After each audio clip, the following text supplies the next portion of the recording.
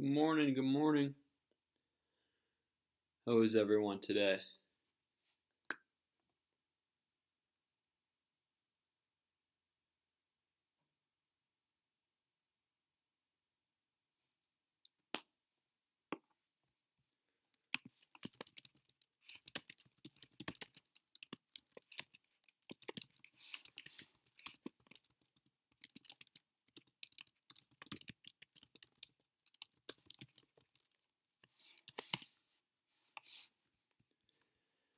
How are we doing on this fine Friday, guys?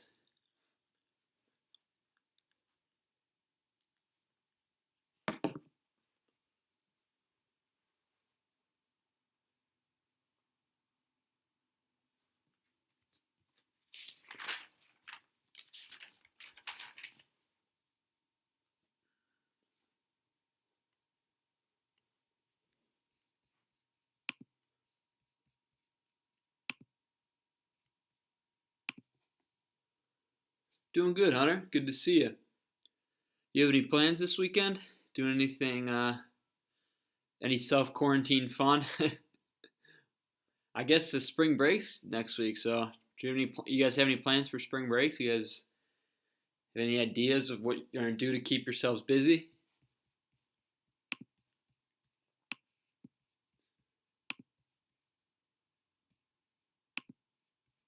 Morning, Liberty.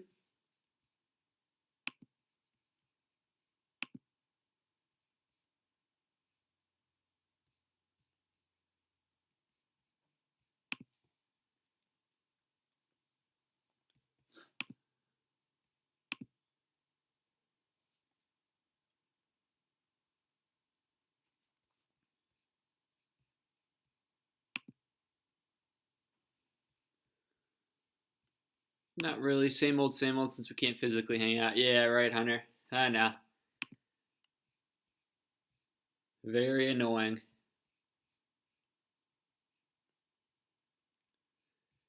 Yeah, I guess you just gotta be creative. Like try to find something, something that's will keep you entertained for the break. Not an ideal spring break to say the least.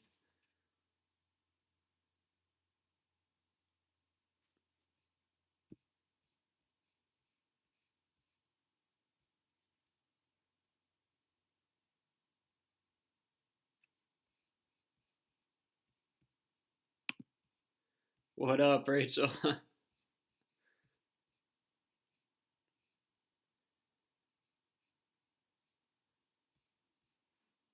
Yeah, well, if you guys let me know if you're doing anything if you're doing anything fun this spring break or any ideas of how you want to spend it. I'm curious to see what people's plans are. I know for you guys it's a little bit different because you guys have some tests to study for, which I think more information was given on yesterday. So I'm gonna let you guys know what I heard, and then I think I should be getting a definite confirmation sometime today.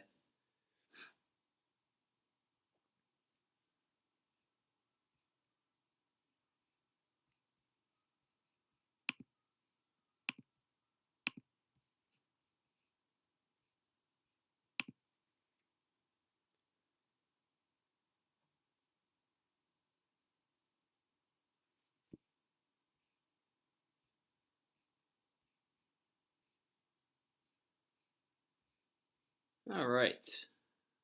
Well, I guess we might as well get started. Hope everyone's doing okay. Happy Friday. So obviously this is going to be the last um, little stream for the week because next week you guys will have spring break.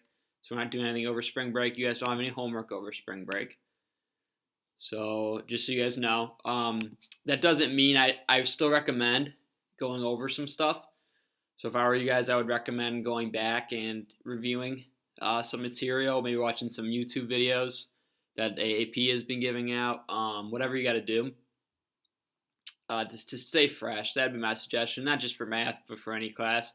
I'm not going to give you guys an assignment to do, but that doesn't mean that you can't kind of work towards the AP test. So with the AP test, here's what I've heard. Not positive or not how accurate or if this is for sure what's going to happen, but From my understanding, it sounds like May 12th is going to be the date of your exam. Everything I say right now, I'll write into a Google Classroom update. So I'll post them in a Google Classroom when I get all the information. But just so you guys know, have a little heads up. It looks like May 12th is going to be the date. You guys will be taking it. It looks like it'll be 2 free response questions. So May 12th, 2 free response questions. I think about 45 minutes for the free response questions. So I'll kind of put that in your thought. Like, put that into your heads. I'm assuming the 2 would be obviously like 4-part questions. So just like we've been practicing for the last 2 months. I think it's gonna be very similar to that. So just keep that in mind. That's what you want to be preparing for. So when you're studying over the break, that's the kind of questioning you want to be prepared for. Yeah, so 2 questions are basically going to decide your entire Calc BC success, which is a little bit insane to me. With that being said, that could prove advantageous if for the people who are prepared. My assumption is they're going to kind of stick to how it usually is made. So I think they're going to probably give general questions that they expect the majority of people to get. And then there's probably going to be like little parts of it that may be harder. And they're probably thinking, okay, well, these questions will be a little harder for students to figure out. And that'll be like those challenge questions that'll separate the 4s and the 5s and the 3s and the 2s and stuff. So that's my prediction. How it's going to be done is it looks like you have the option of doing work somehow. I don't know how we would supposed to do it, but maybe for people who have like iPads or something, you could do it like on an iPad and you could do your work directly on your answers. You also can submit work. So I think similar to like what Google Classroom does, I think they're going to let you write it out on a piece of paper, take a picture of it, and submit it. So that'll be like your AP test. And then the last option is to just write out, so to type your answer. Typing, I don't know how exactly it works because I don't think it's always like it's very easy tools to use. Like I don't think they have like the typing where you can just like kind of like Google Classroom or Google Docs might, where you can just type in an equation, so you can like make your own integral and then write out everything, and like you can kind of just like you would write it, you can type it. I don't know if they have that capability. So I don't know if that's the best option. I think the best option, in my opinion, would just be to write your work. We'll talk about it more once the time comes. We still got over a month to prepare for it. So once I get more exact details, and maybe if they'll give us opportunity to practice it or something, like I can see like exactly how it's gonna look. I don't know. We'll see. It depends on what AP gives me. So just so you know, that's the basic background of what's gonna be happening for your AP test. So they came out with a video yesterday. I unfortunately didn't get to make it, but Mr. Snook said he was in the live stream, so he got some good information on it. That's what he told me. I'm gonna watch the video. I think they're gonna post it to their website soon, sometime this afternoon, I believe. So I will be watching it, and I will be getting all the details, and I will be putting it into Google Classroom. All right. If you guys have any questions on any of that, go ahead and ask. I can answer. I'll try to answer anything you have, but I think that's pretty much everything I know.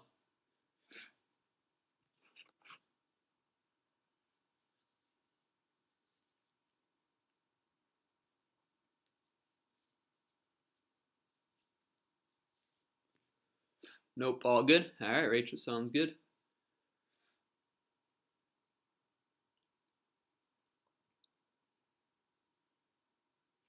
All right.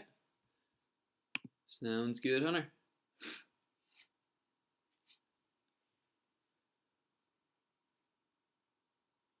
So if you guys have no other questions, I want to start today by going over progress check multiple choice question part B. So that was from Wednesday. Liberty thumbs up. If you guys want to pull that out, I will answer questions you guys got on that. So I know I went through the answer, so you should have all the ones that the answer should be, but maybe you circled a question you'd like to go over. So go ahead and get that out. Type out any questions you have in the chat.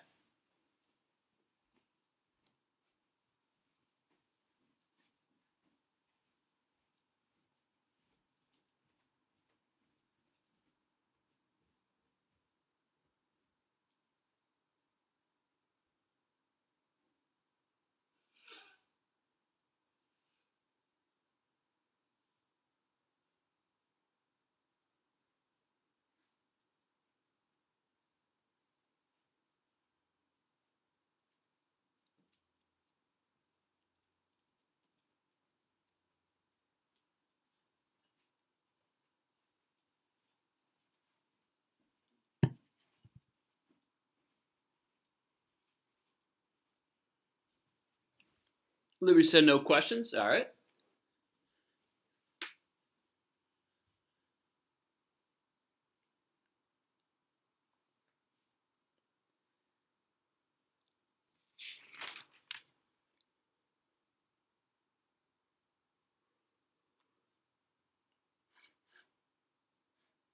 Hunter also didn't have any questions. Okay, cool. See if Rachel does.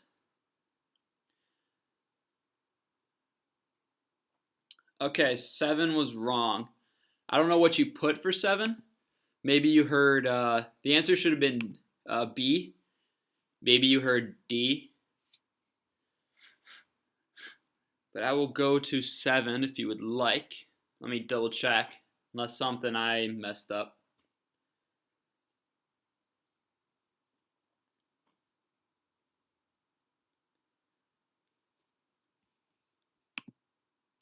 Okay, let me see here.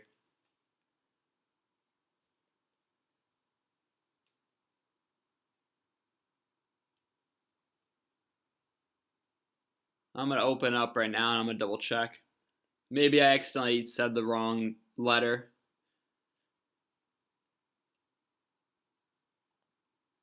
Rachel, what was your actual physical answer? So what did you get, like not letter wise, just what did you get as your final answer?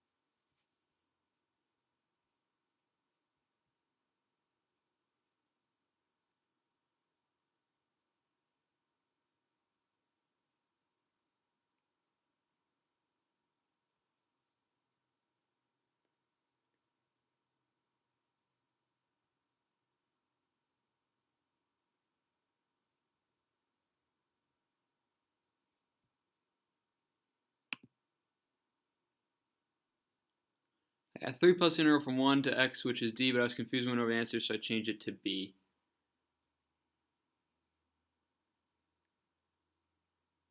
Okay, did we? Okay, yeah, see, I don't know what happened with mine, because I have a completely different question on my sheet. I don't know what I was looking at, or if all right, hold on. Yeah, okay, so everything else is the same. I apologize. I don't for 7. I had a completely different question.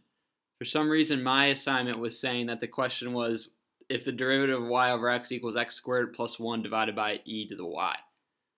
So yeah, I'm sorry. I have no clue where my solution got. So you're good. Yeah, you're 100% correct. Yeah, I apologize for that. Yeah, I don't know. So yeah, Rachel, were you okay with that though? How you got D the first time?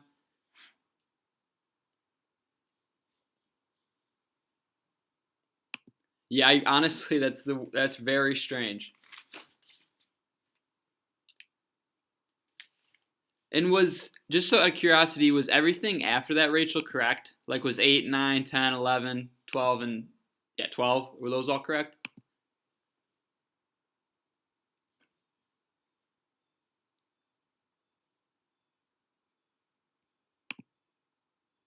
Huh.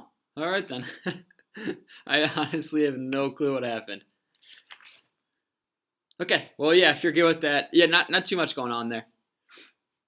Mostly using the fundamental theorem of calculus there.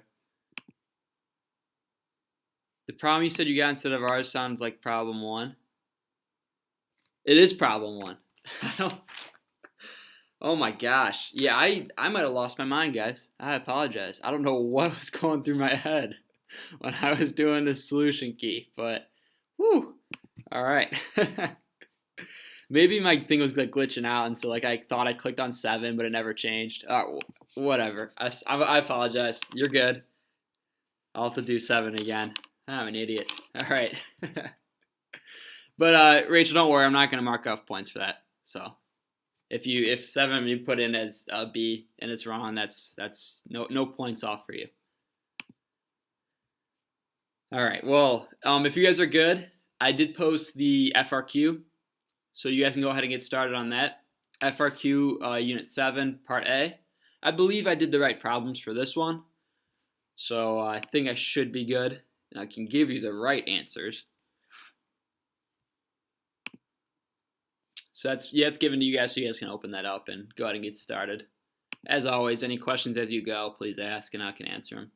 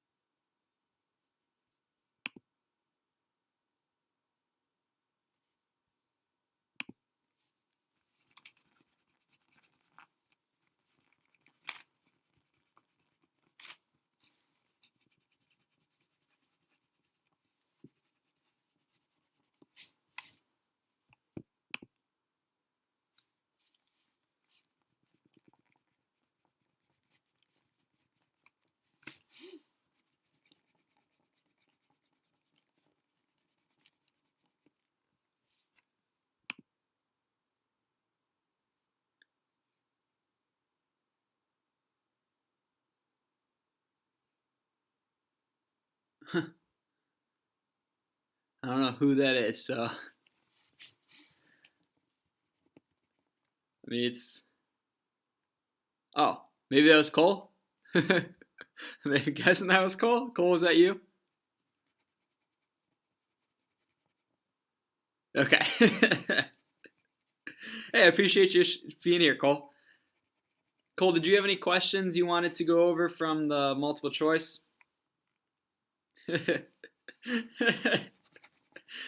I should say Silent RX. Do you have anything you would like to go over from the homework from Wednesday?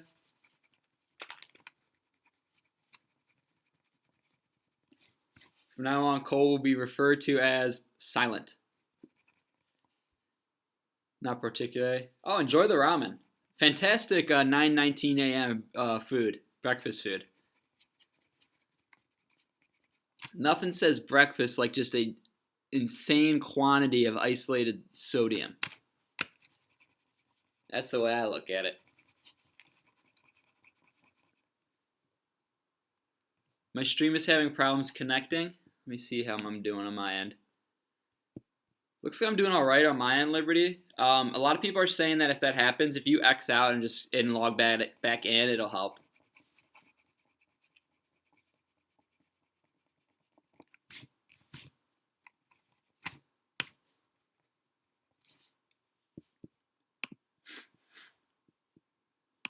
Silent RX. Is that like, is RX stand for like the prescription, like when you get prescription medication, Cole? So like you like prescribing silence? Is that am I inferring that correctly?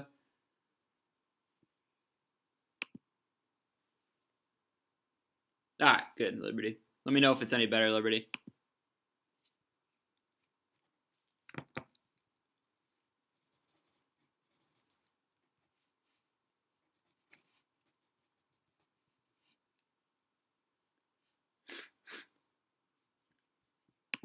That's my epic gamer tag. It is epic. I'll give you that.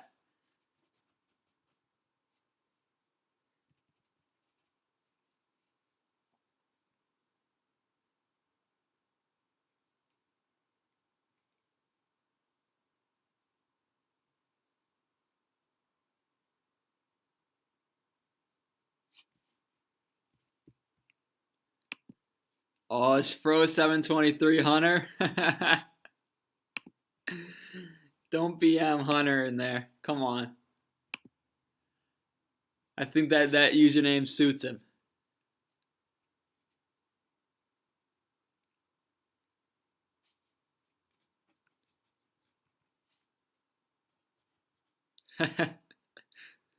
Oh man.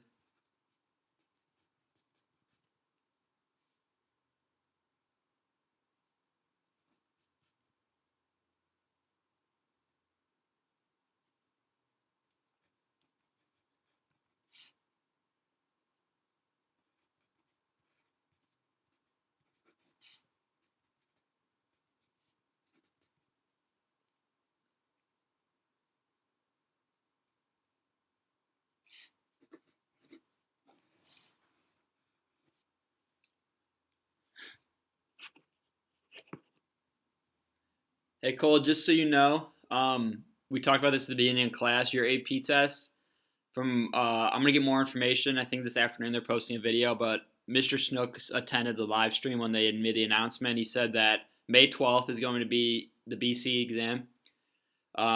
You will be either typing your workout or writing your workout and taking a picture and submitting it. So you're going to have those two options. It's going to be 2 questions, it sounds like. So 2 free response questions, and I think 45 minutes. So that's kind of the main details I have so far. I will be posting to Google Classroom, so keep an update or keep like a eye on it. I'll be making a post to Google Classroom about the more information I get. So anything I get, I'll put there.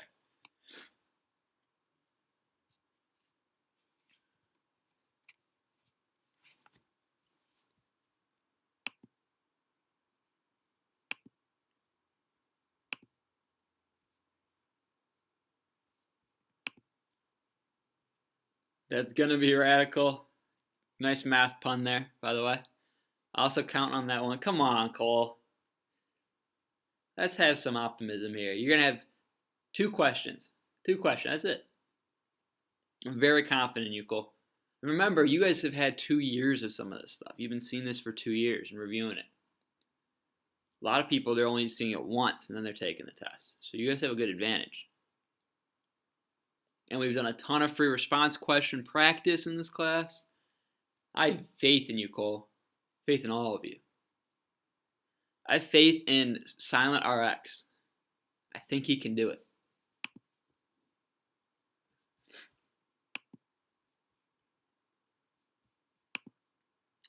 I will say, honey, yes, that does mean more pressure. And honestly, like, yeah, it's kind of crazy that's kind of the solution. But I don't really, it is what it is.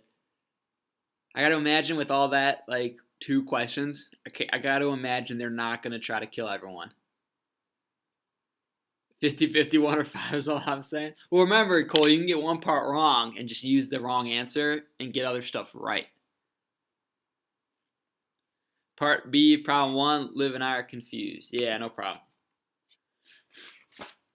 All right.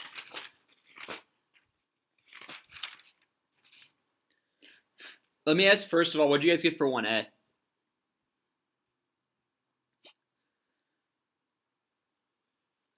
Just out of curiosity.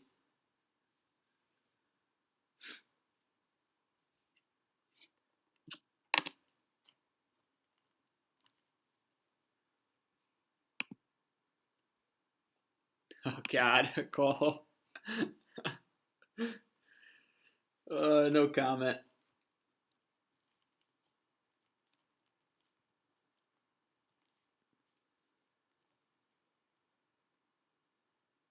Slope was 3? Okay, cool. So your actual answer, what did you end up getting for your actual answer?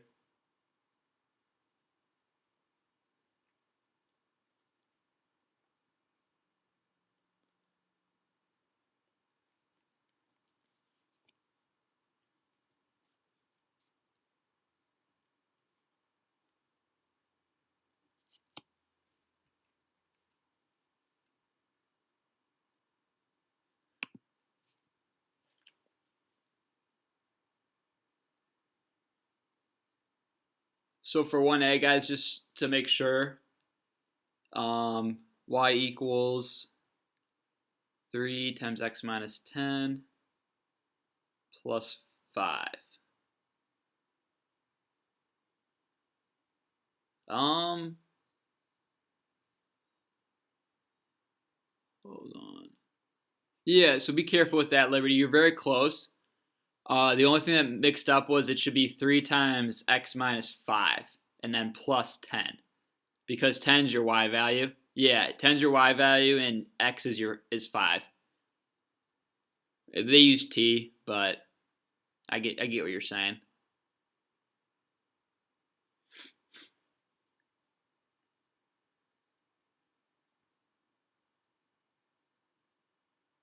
And then you just plug in your values and you should get 16 is the number of virus cells. So 16 million is the number of virus cells in the host at times 7. That's what you should get, so just double check that's what you guys got for 1A.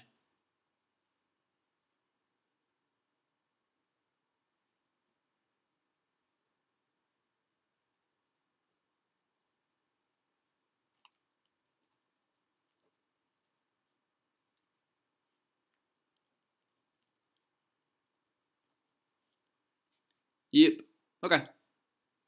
Yes, sounds like Liberty, you're on the right track too. Just flipped X and Y. Okay, so let's look at 1B. So this is what's given to you. They say show that this is a solution that satisfies this. All right, so basically we have this this solution, A of t. That should be the solution. And we want to see if it satisfies the differential equation that's given to us. So first thing we want to do is let's find the derivative of A. So I want to rewrite this. Instead of writing it dA dt, so instead of writing it as the derivative of A over dt, I can actually find what that is now, because I have what AT is. Should probably check to see if you guys can see what I'm doing. Okay, you can. All right, which means that to replace dA dt, I'm just going to take the derivative of A. All right, so the derivative of negative 25 turns to 0. Derivative of 5t turns to 5.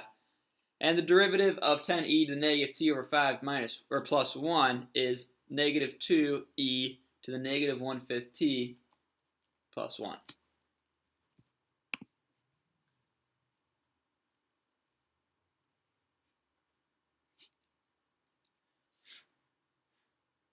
Okay, so in order to prove that this is a solution, then this equation should be true. In other words, the derivative should be equal to t minus 1/5 a. So we have to set up this equation, rewrite this equation, and actually prove that it is true. If it's not true, then that's not a solution. Just like any equation you would. If you got the answer was x equals 3, when you plug it back into the original, it should be equal to each other. It should make a true statement. Same idea. So I'm going to take 5 minus 2e to the negative 1/5 t plus 1 is equal to t minus 1/5. Now instead of writing a, okay, I know what A is. They give it to me. A is negative 25 plus 5t plus 10e to the negative 1/5 t plus 1.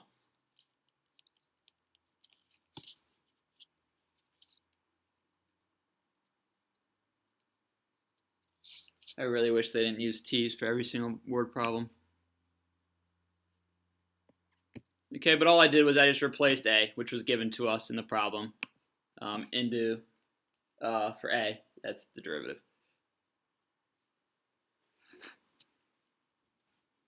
All right, now we just have to do algebra.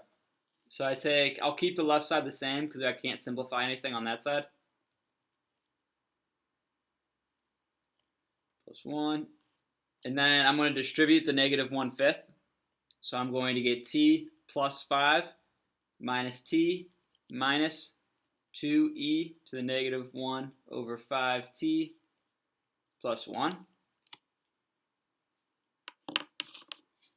And you guys will notice the t's, t minus t, will cancel. And so I'm left with 5 minus 2e to the negative 1/5 t plus 1 is equal to 5 minus 2e to the negative 1/5 t plus 1.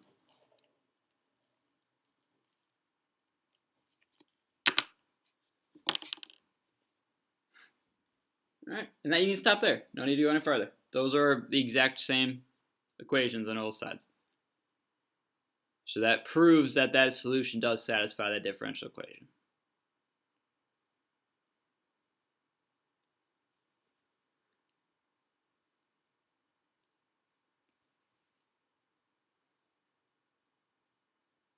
Yep, no problem, Rachel.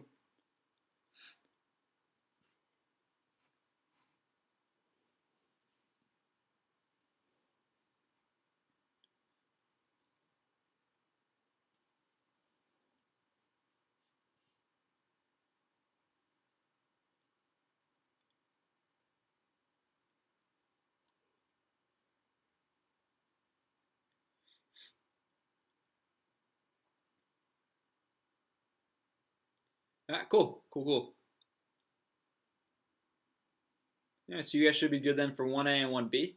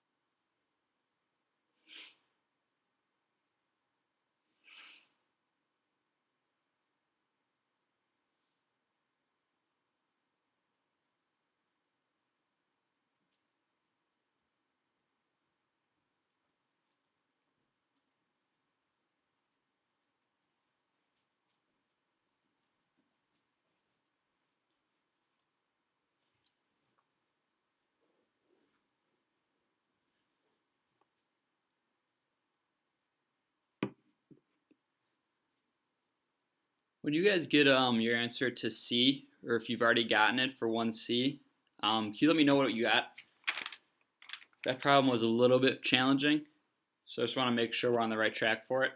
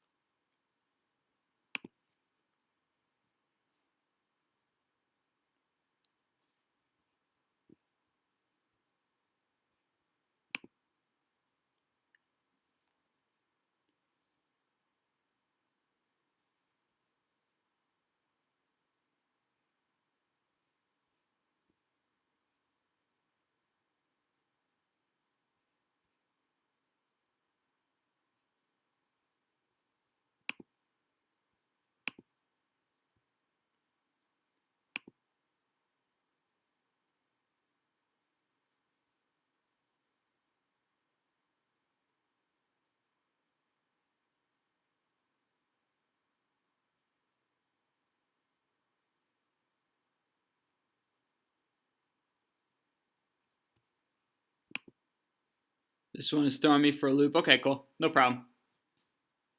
Cole, can you tell me where you got to, maybe? Just in the chat, like tell me like what line you're at, or maybe what your process was, what you started doing.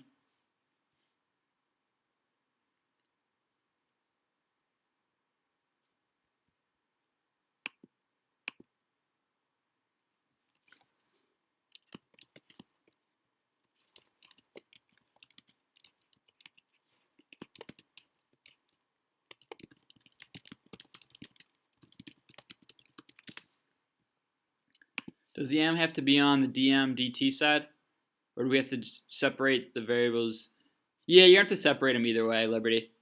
Yeah, you want the m's on the left side usually. That's kind of the general idea, and then take the integral and then get m. Whether or not what side m has to be on, no, it doesn't matter. As long as the math you're doing, the algebra you're doing is correct to get there. If that makes sense.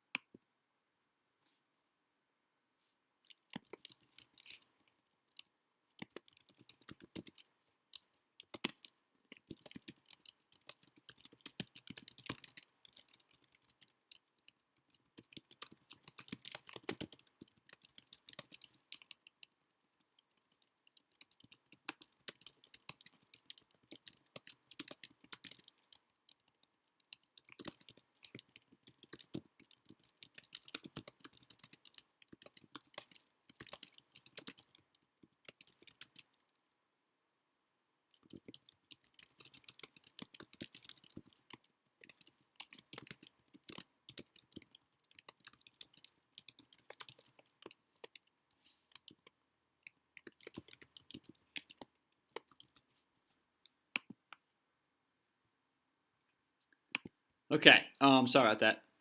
I just didn't want to lose my train of thought. All right, I'll go over this one, and then you can just check your work as you go, or as I go. See, make sure what you got maybe, and then what part was a little bit confusing. And I kind of saw that this one's a little bit challenging, because there's a lot of steps involved. There's a lot going on, and there's multiple variables we have to solve for, which becomes kind of a pain. Okay, so this is given to us. So this is 1C.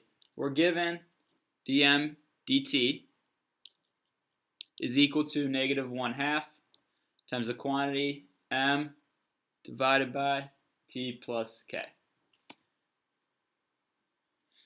Okay, so that's given to us. The question says that we want to write m of t in terms of t. So this is what should be going through our head. We're given a differential equation. We want to find m of t. So given the derivative, we want to get back to the original. Hopefully, and it sounds like you guys thought separation of variables. Perfect. That's exactly what we would do. Big part is it says what is m of t in terms of t. So my final answer shouldn't have a k, shouldn't have a c. It should only have a t in it. All right, that's a really important part. So I'm going to go through this process like I would normally. I know I have a t, I know I have a k. Eventually I'm going to see, I'm going to get a c and I'm going to have a k. Eventually I'm going to have to get rid of those. I'll figure that out future. But for now, I just want to make sure I can get like a general solution. And to do that, like you guys said, separation of variables. So if I were to distribute that negative 1/2, this just becomes, just like a fraction. It'll just be negative m over 2 times t plus k. So to get m to the other side, I'm going to divide by m. So I'm going to get dm divided by m is equal to, and you can write the other side however you want. I'm just going to write it as negative 1/2 times 1 over t plus k dt.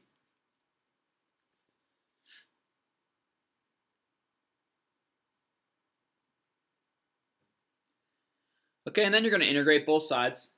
So I'm going to get the natural log of m is equal to negative 1/2 natural log of t plus k, and then plus c.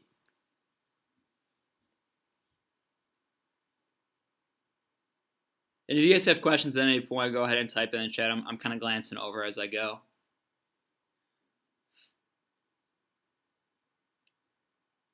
All right, this is all fine and dandy, but what I want to do is I want to eventually write this so I have m, right? I want to solve for m. So I got to decide, okay, how am I going to rewrite this?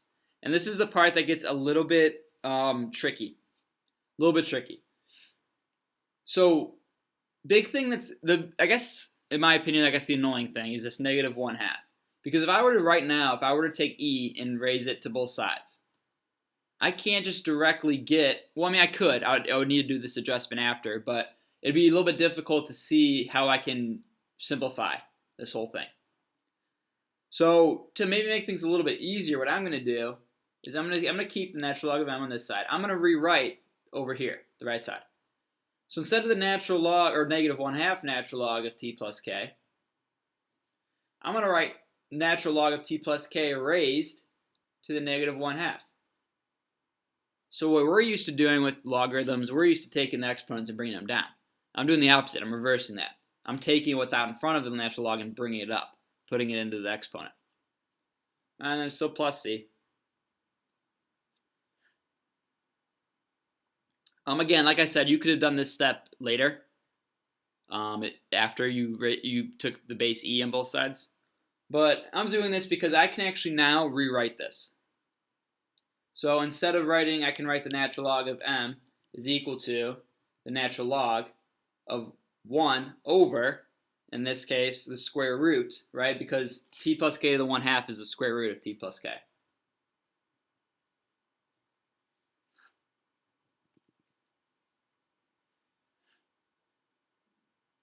All right, that's another thing you didn't have to do. If you wanted to keep it as t plus k to the 1/2, fine. Nothing wrong with that. Square root just a little bit easier sometimes to write, and it just makes more sense. It's something we're used to seeing, but it doesn't matter. Okay, now I can actually take base e of both sides. So now I'm left with m equals c times 1 over square root of t plus k. I skipped a step in there, but we've done this enough. I think maybe I don't need to show that step. So I'm going to stop here for now. Let me know if you guys are good up to here.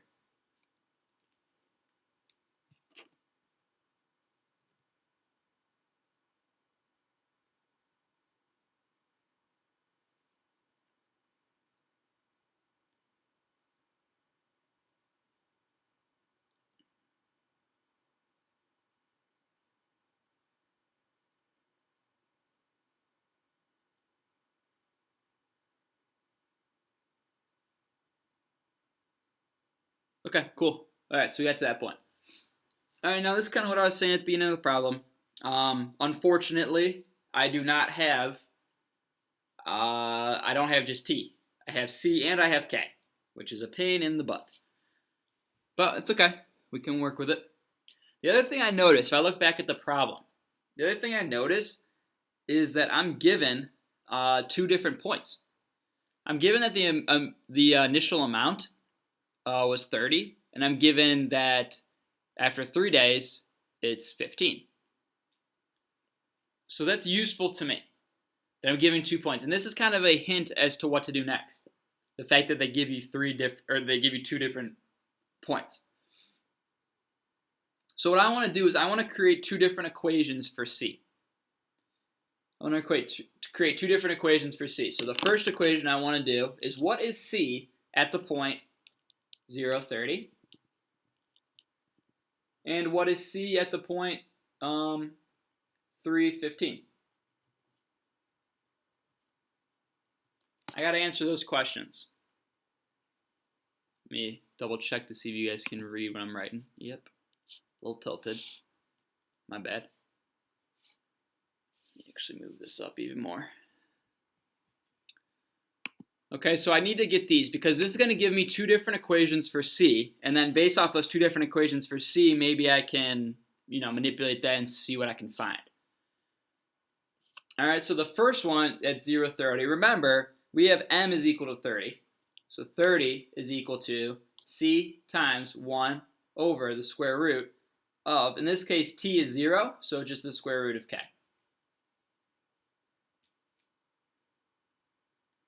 Okay, multiply by the square root of k, and I get 30 square root of k is equal to c.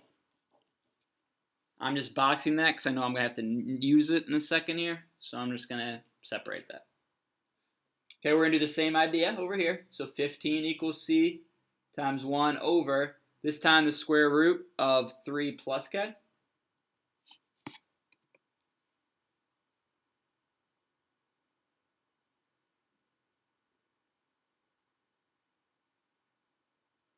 Okay, easy enough, right? 15 times the square root of 3 plus k is equal to c. And that's my other c. So I have this system of equations, right? Well, if we want to find c or k, more specifically, because we have to get k in order to find c, right? We don't know what c is unless we know what k is. So let's find k. Well, to do that, what we can do is set our c's equal to each other, right? If c equals this and c equals that, then those two must also be equal. So 30 times the square root of k must also equal 15 times the square root of 3 plus k.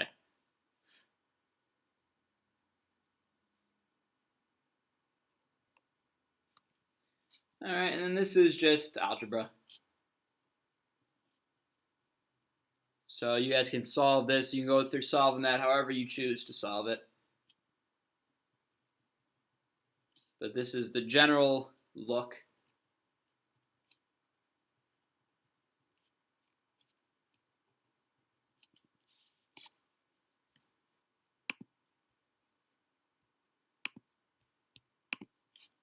Okay, so just divide by 30, square both sides to get k equals 1/4, 3 plus k. Multiply by 4 to get 4k equals 3 plus k.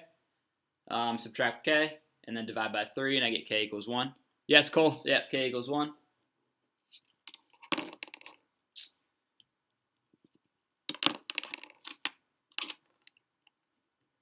Since k equals 1, if you plug in k equals 1 back into what c equals, 30 times 1 is 30. So c would equal 30. And then your final answer would be just m equals 30 divided by the square root of t plus 1. And bam. Yep, very good. That would be your final, that is m of t in terms of t. 30 divided by the square root of t plus 1. Again, we're using, if anyone was confused how we got there, we're using that equation there. Going back there and using that.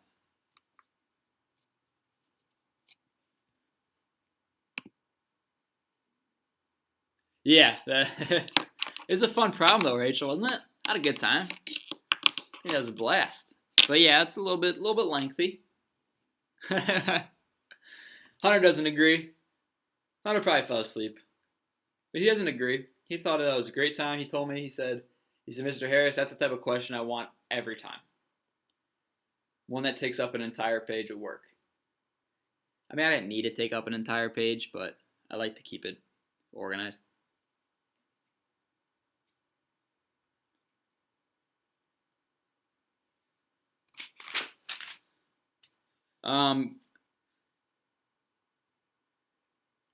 Part two, I think part two you guys might be able to get through much quicker.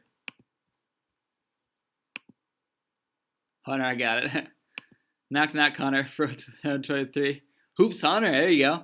Please wake up and go to the principal's office. All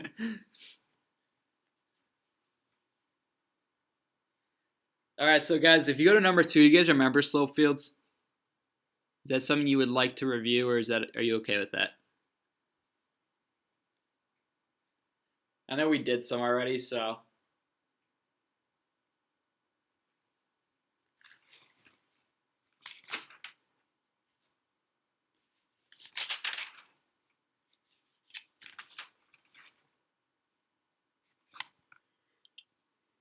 Remember them? Okay, cool.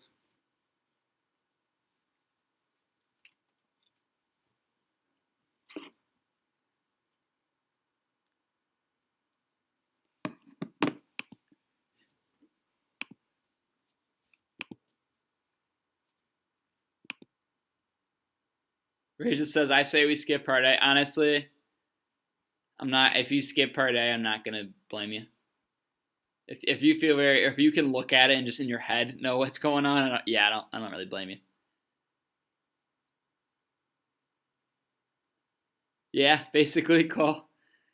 Look at the number, whatever number you get. If it's 3, that's the type of line you're going to draw. You're going to draw a line with a slope of 3. If it's negative 1/2, you're going to draw a line with a slope of negative 1/2. Down 1 to the right 2. This is algebra stuff, really.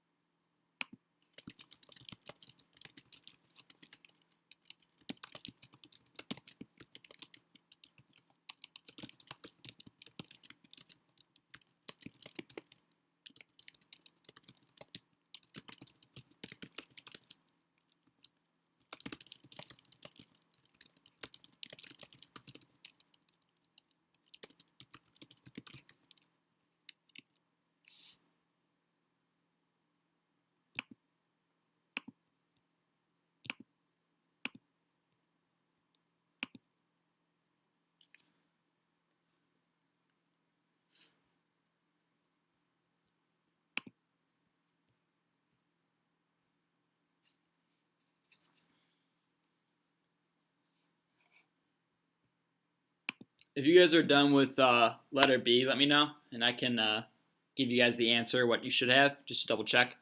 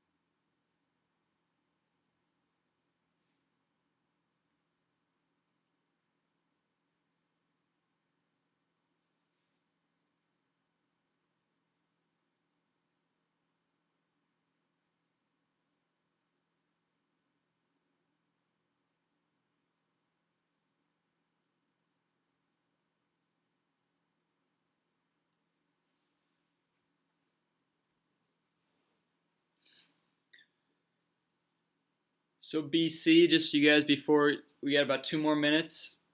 If you guys have any questions, so what I'm doing for the rest of the day basically is we're gonna be kind of doing office hours for every class. So whatever questions people have, we'll be going over, just like um, kind of stuff we do in our class on Fridays too. So if you guys have questions like throughout the day, you can swoop into the chat and see if I'm not doing it something right away. You guys can ask, and I can have time to go over something, or at the very least, I can like tell you what the answer is so you can check your work. But in about a minute here, I'm gonna have to start with AB. So I think you guys will have basically B and C to do. Again, no homework over spring break. Just take a look at Google Classroom to get updates on anything I put up there, and take some time maybe to watch some videos, get yourself a little refresher on maybe some of the older concepts or stuff that you don't feel 100% confident with. So if I don't see you, have a great weekend. Have a fantastic spring break. If you guys ever need anything from me during spring break, please feel free to email me. I'm in quarantine, so I'll answer the questions. I don't have anything better to do. So if you guys have anything, please ask. Thank you, Rachel. I appreciate it. I hope you guys, have time, spend time with your family, unload a little bit, let your brain relax. Hope you guys enjoy.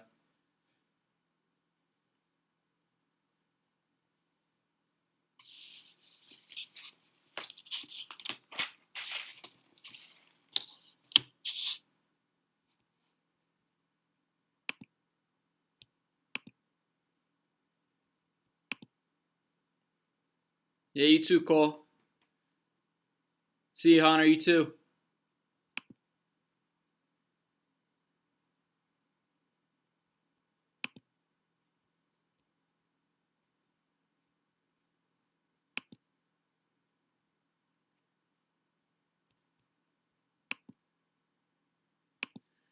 AB, what's up, people?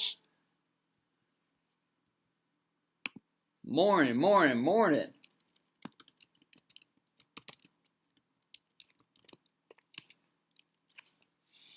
Get the energy up. Thank you, Alexis. Add that exclamation point. That's what I'm talking about. A little pep in your step. Jaden, sometimes you don't speak English. I don't know if you recognize that. Sometimes you just type something and it doesn't really. It just kind of says a word, and I don't really know where you're going with it. Maybe I need to have a class where I just teach chat etiquette. Good but bored. Ah, Jasmine. Are you calling my class boring? Oh, very disappointing. Thank you. Hey, guys, I don't know if you heard. I got to feed my family, so if you guys could take the time to like, comment, subscribe, it would really mean a lot to me and my children. So if you guys can go ahead and jump on that, I appreciate it. I can't actually even see if anyone's liking it right now.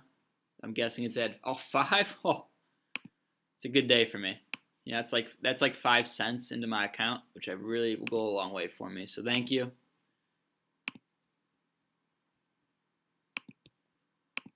Got to keep the lights on at home, Hope everyone's doing good. Anyone have any plans over spring break? Any quarantine plans? Only entertaining things during the day. That scares me, Jasmine. That's how you know you're bored, if you're going to Mr. Harris's cheesy live streams to get your entertainment. It's saying something about quarantine.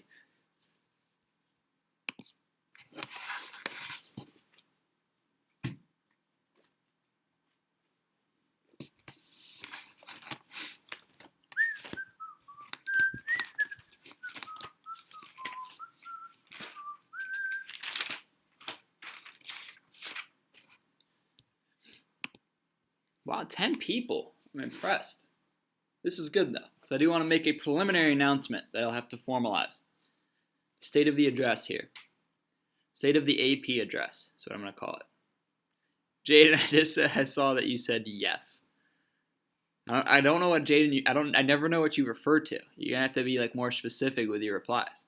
I say a lot of words. You could be saying yes to anything. Makes it very difficult for me.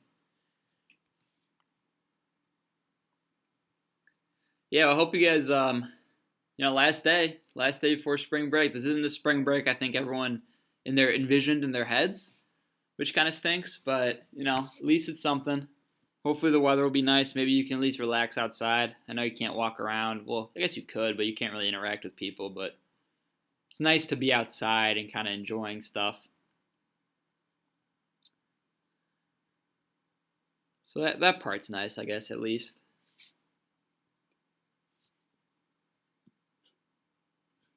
Give it about a minute, see if anyone else kind of stumbles in. As a reminder, guys, today we're just doing review stuff. I'm actually changing the calendar right now for the spring break. I'll talk about it in a second. But I didn't realize how late they would be making the announcement on what the plan is. And they didn't do it till last night. And I actually was at my parents', so I wasn't able to even see it. But I guess I'll start now, so that kind of leads me into what AP came out with yesterday. So I wasn't able to see it, and I'm gonna watch it whenever it posts. I think they're supposed to post it this afternoon. They said all the information would be given to us by today. So whatever that means, I don't know what time of the day that means, but I should be getting formal writing of what's going on. But Mr. Snook did see the live stream, and so he texted me, and he told me what he saw for the calculus. So I'm gonna read off kind of. This is like I said, this is my preliminary message to you. I'll formalize this into a Google Classroom post so you guys can get an exact answer or exact details on the AP test. But what I got so far is this. Okay, so listen up, people. Calculus test, May 12th at 2 p.m. Again, the calculus test will be May 12th at 2 p.m. Okay, you already know, like I've said, it's going to be online, obviously. So you'll have to log into your AP Classroom. I do not know the details on how it's being administered. I don't know if you're going to log in and it'll just be there. Or I don't know if I have to assign it to. I really don't know those details. But I know that I'll be getting information on that soon. So when I get that, obviously, I will give you I'll disperse the information to you all. So here's what's going to happen. It's going to be 2 questions. 2 questions. Free response questions, not 2 multiple choice questions, 2 free response questions. It might have, I don't know how many parts, right? If for all I know, it could be 6 parts, it could be 8 parts, but usually the questions are 4 at the most parts. So some have 3. So it's usually A through D or A through C. I don't know if they're going to make an exception because of the circumstances, where they say, well, because of the circumstances, let's make it A through E. I don't know. But somewhere around there, you can expect. I'm guessing 4 would be what I would say. So it'd be 1 question, one scenario, 4 different parts of the question. I guess Mr. Snook said it should be clear what type of questions we should be looking for. I don't know if they're going to tell us that or not. I think I'll get a general idea, but I've already told you guys it's units 1 through 7. So we're actually done with everything. Everything you've done up to this point is fair game. Okay, if they're nice enough to give us specifically what it's going to ask, that'd be pretty awesome. I doubt that's what's going to happen, but you never know. And then in terms of you actually taking the test, you can take pictures and upload them. So when you're taking the test, you can take the pictures, upload them to just like you do when I assign you guys assignments for College Board, you have that option to upload. I never make you do it, but you have the option. You could do that. Or you can type out your answers. So like I said, just like College Board has it. So you can type out your answers or upload. When you type them out, it's a lot harder, I think. And I've never really played around with it. I probably should have, or I probably should at some point. I just never thought the need to because I was under the impression we would be taking it in person. So it wasn't really an issue to me. But now I think about it, maybe I should mess around with that a little bit. But I think your better option would be to do your work on a piece of paper very, very, very neatly. And then take a picture and upload it. That's all I got, okay, right now. There's a lot of unanswered questions I'm sure you might be thinking or have. Some that come to mind would be is there going to be a lockdown browser? My assumption would be yes, I would assume. But also I don't know, because if you have to upload a picture of your work, I don't know how you can take a picture, I guess email it to yourself, and then from your email upload it if you're in a lockdown browser. So I don't think there's going to be a lockdown browser. But again, I don't know. And that's kind of insane if there's not one. So, yeah, take that how you want. But it's, well, I guess I'll figure that out. That's got to be something that they're going to address. So I'll be able to let you know to prevent any sort of cheating. They got to have something. Comment BC made when I told them was, so that means that like our entire, grade, AP grade is based off of 2 questions. And I said, yes, that's exactly what it means. And they said, that's a lot of pressure. And I agree, it is. It is a lot of pressure. But because of that, and because of the situation, I want to ease your minds a little bit, and I'm putting myself in the AP people's heads. I personally think that they're going to take it kind of easy on people. I don't think their goal is to destroy people. Emma said, I don't think there is one for AP. Yeah, we were just told one device. I mean, yeah, that's the thing, Haber. You can obviously just say one device. I don't know what that does. I don't know if we're using like the honor system here. But yeah, one device would be what you're supposed to do. Exactly. So, Okay, so yeah, I guess you have that option. So if that's the case, that kind of changes my mindset a little bit. Because if this was a situation, they have 2 questions, right? That means maybe like if it's 2 questions, like 4 parts each, you have 8 total questions, 8 kind of points you can get, right? The stakes are very high. So like if you miss an entire part of a question, that could bring you from a 5 to a 4, whatever it may be. So with that being said, they still, their goal is to keep like the kind of the curve the same as it's been. I think their goal is they don't want every year to have like this curve of people getting 3s. The majority get 3s, so they don't want to mess that up. They don't want to make a test where everyone gets 5s. They don't want to make a test where everyone makes 1s, right? So I think their goal is still to make a test where like it clearly separates people who have no idea what's going on, people who have a decent understanding, and people who have a fantastic understanding. So I got to imagine the test will be designed to separate that, like it normally is. Which means I think you're gonna get some really easy not curveballs, I guess really easy meatballs that are gonna give it to you, and you're gonna knock them out of the park, and it's gonna be an easy points. And then I think there's gonna be probably parts that are gonna be like, what the heck is this asking? Like this is really weird, and you're gonna have to think a little bit harder and do well in that. So I think you're gonna get a little mixed bag. Now, if you can use notes, a book, and Google, that could change that a lot. Because I know, you guys know, I know from my experience as a student, when you're given a take-home test, it's always harder. Like I would have, if you asked me at any point in my life, if I would have rather take a take-home test where I can use notes, Google, whatever I wanted, or I could do in-class tests, I would always take the in-class test. Because take-home tests, I know, especially like when I was in college, take-home tests were horrible. They were so bad. You couldn't find anything. They weren't, like the notes didn't help at all. Google didn't help because, the class I was taking was like pretty high advanced math, so it was stuff that was very difficult to find, like on Google. You couldn't just go to Khan Academy for it. So, you have these situations where it's like they make it really challenging. They really test you. And like I don't, that's not great. That's not ideal. That's not something I would, necessarily want, because we have so much to get through, and we've had to get through so much. There's been topics where we haven't been able to get into a lot of detail on them. So I'm hoping that's not the case. I'm hoping they don't just make it like insanely hard because they think people have Google to help them out, or notes or book. The good thing is, though, is that the book, Google, your notes all have like a good depth of information. So like calculus is covered a lot. It's considered it's not a basic math, obviously, but like in the grand schemes of things, it's an accessible math, meaning you can find resources on it on all the topics because it's the basis of like everything afterwards. So like there's so many things you can look up and find with calculus. So this is I'm just spitballing here. I didn't think about this address here. I just kind of started going. But that's kind of how my brain's working with this whole thing. Hopefully it eases your mind a little bit. That I know it's only 2 questions. I know it sounds like a lot of pressure, but you got all these resources. You have to understand that their goal isn't to fail everyone. That looks really poorly, really, really poorly on them. That reflects horribly if everyone gets 1s and 2s, and then they have to say after this weird coronavirus update where people's schedules are messed up. Some kids can't even learn online, so they're not even learning, or they don't know what they're doing. So for them to like give you an insane test and get everyone 1s, it's not going to fly.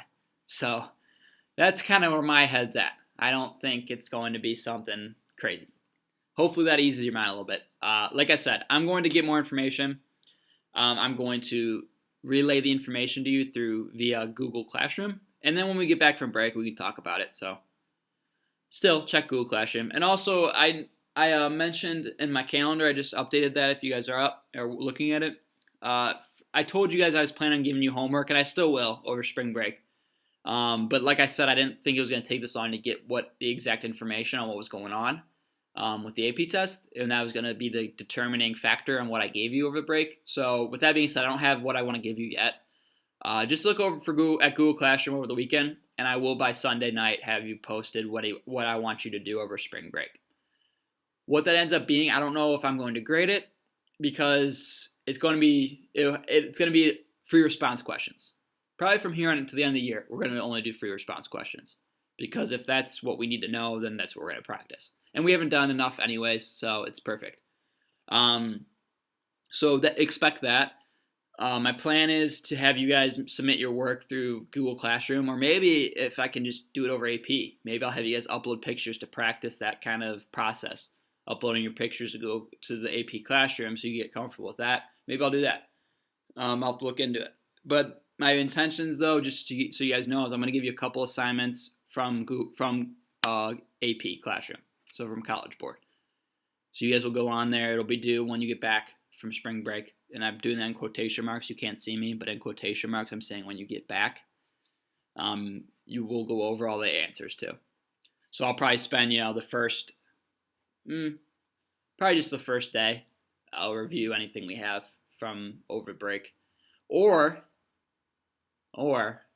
maybe what I'll do over spring break is make a video and put it to YouTube. Maybe I'll make a video and put it to YouTube. Whatever assignment I give you, I can make a video of me walking through the solutions.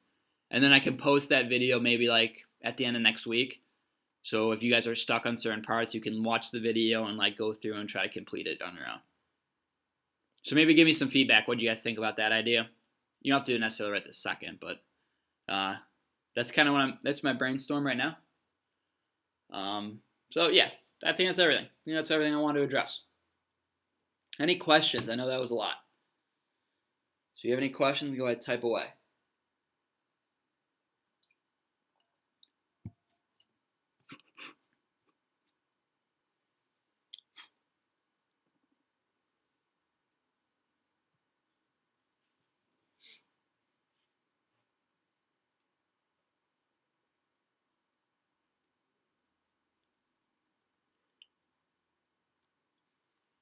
Like the idea of the video at the end of the week? Okay. If that would help you guys, I don't mind doing that.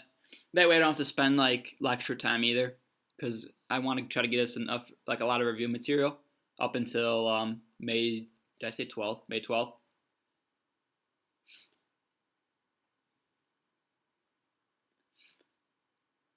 Plus, if you guys if you feel like you can't get anywhere with it, like if you guys are in the middle of a problem and you're like, oh, this is like making no sense at all, I can't even move forward, and it's frustrating to you. At least if I do it even maybe not the end of the week, maybe like middle, like Wednesday, Thursday, if I can get that to you, maybe that might be nice because then you guys can look at it.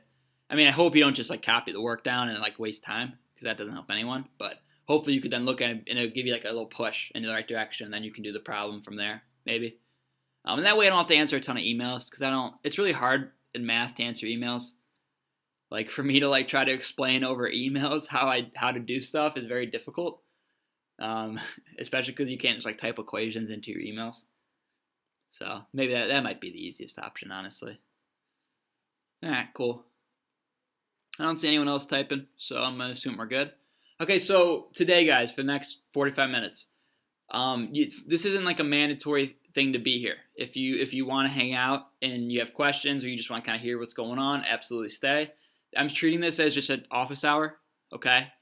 There's no new assignments. Like I said, I'll post something to Google Classroom for what you're doing over break, but right now I'm not supposed to, according to the rules now, I'm not supposed to give you assignments on Friday.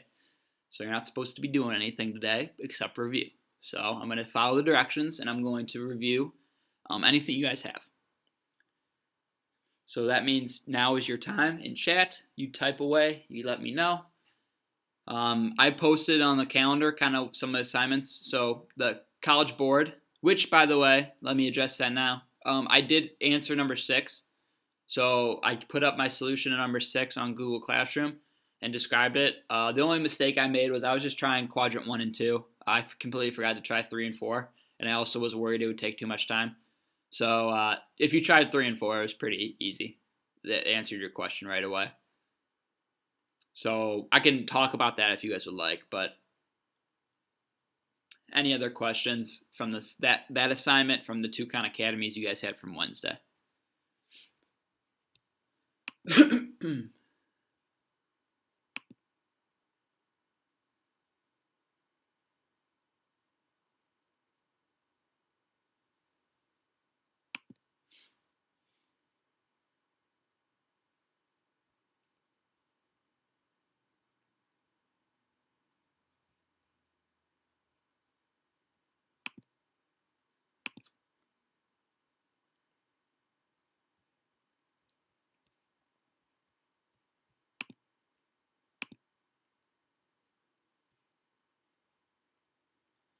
Just an FYI too, make sure you guys do the Khan Academy. I just noticed that very few people have done it. Now, the people who did it are usually you guys. So you 13 people who are in this chat right now, you guys are the ones who do it. So I guess I'm not really talking to the people I should be talking to. But if you are in here and you didn't do it, make sure you guys go ahead and get that done.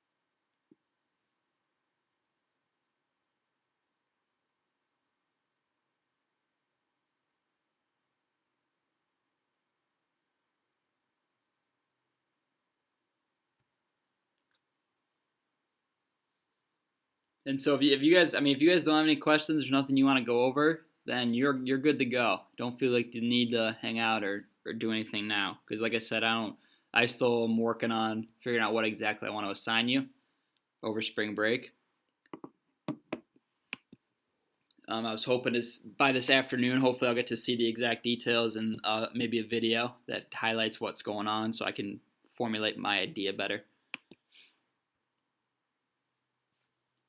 Maybe if you guys want just like life advice, I'm here too. If that's what you're here for, if you want maybe some, ask me anything. I don't really care. I'm going to be on for the next 2 hours anyway, so basically just sit here and talk to myself. It's just strange. I'm getting used to it though, I will say. I find myself walking around my house just talking to myself. Like, yeah, Mr. I call myself Mr. Harris. I say, yeah, Mr. Harris, that's a great point you made. Oh, thank you, Mr. Harris. I agree. You think Mr. Harris agrees? Oh, Mr. Harris agrees. That's the dialogue I have every day.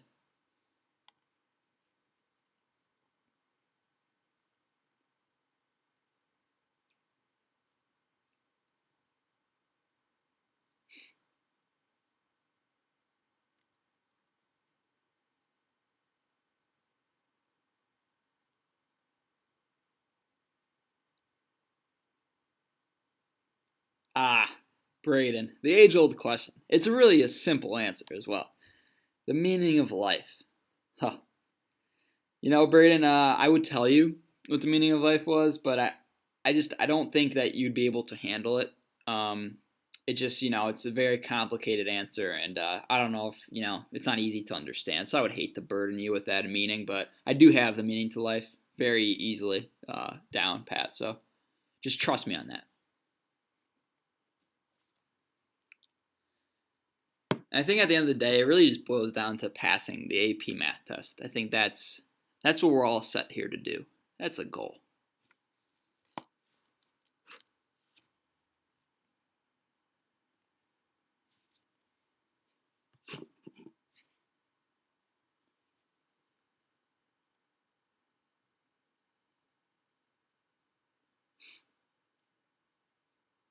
Hey, Bernie, you ever gonna make me my playlist for Spotify? I think you think I forget. I don't forget that because regardless of what happens this year, that could be a playlist that I use in the foreseeable future, and I can say, yeah, I had this student once. His name was Braden. Well, I guess next year people will know, but you know, down the line I could be like, yeah, the student Braden, and he gave me this playlist, and it's stuck around ever since. And your legacy will live on, Braden. That's what you got to understand.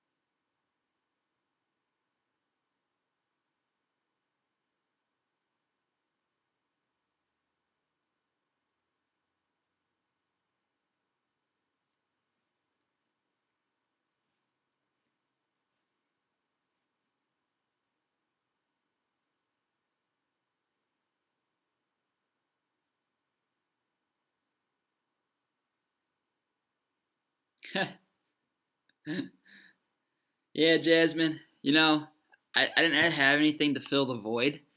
I didn't really plan for. I was hoping maybe that people would like have some questions they wanted to ask.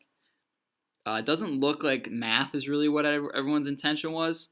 So I didn't have anything else planned. That's kind of what I do. I was planning on pivoting. I mean, I guess I could make this into my gaming channel if you guys want to watch me. Play uh, I don't know, Call of Duty or something. Then maybe that's what I had to pivot into. But that's all I had for you today. So I'm gonna sit here and I'm gonna just do work, and I'll just keep looking at chat. If you guys have anything you want to talk about or anything you want to do or any suggestions or anything, I'm down.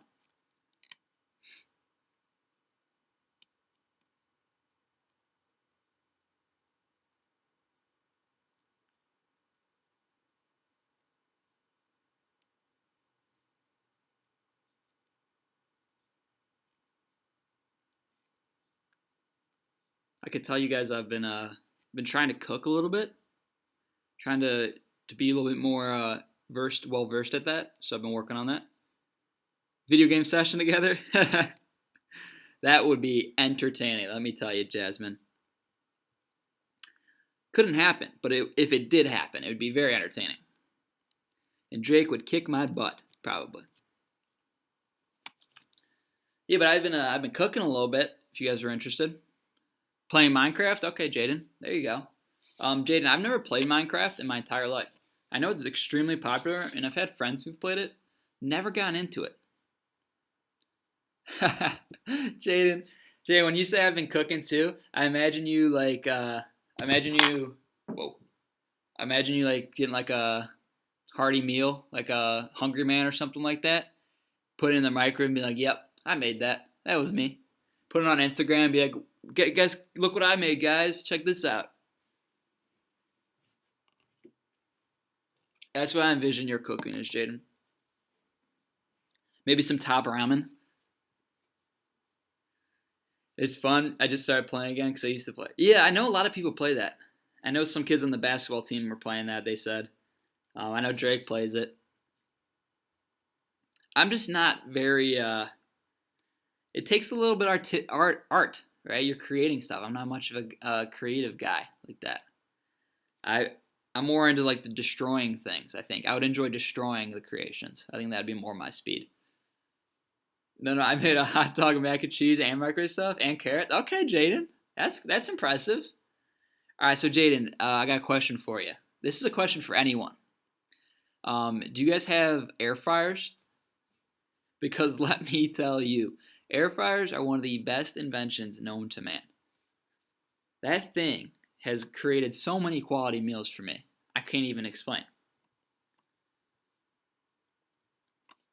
I like 2K. Ooh, Jaden, 2K is my game. I don't lose at 2K. No air fryer. Alexa says yes. Alexis, aren't they fantastic? Okay, so my favorite thing in the world to make is wings.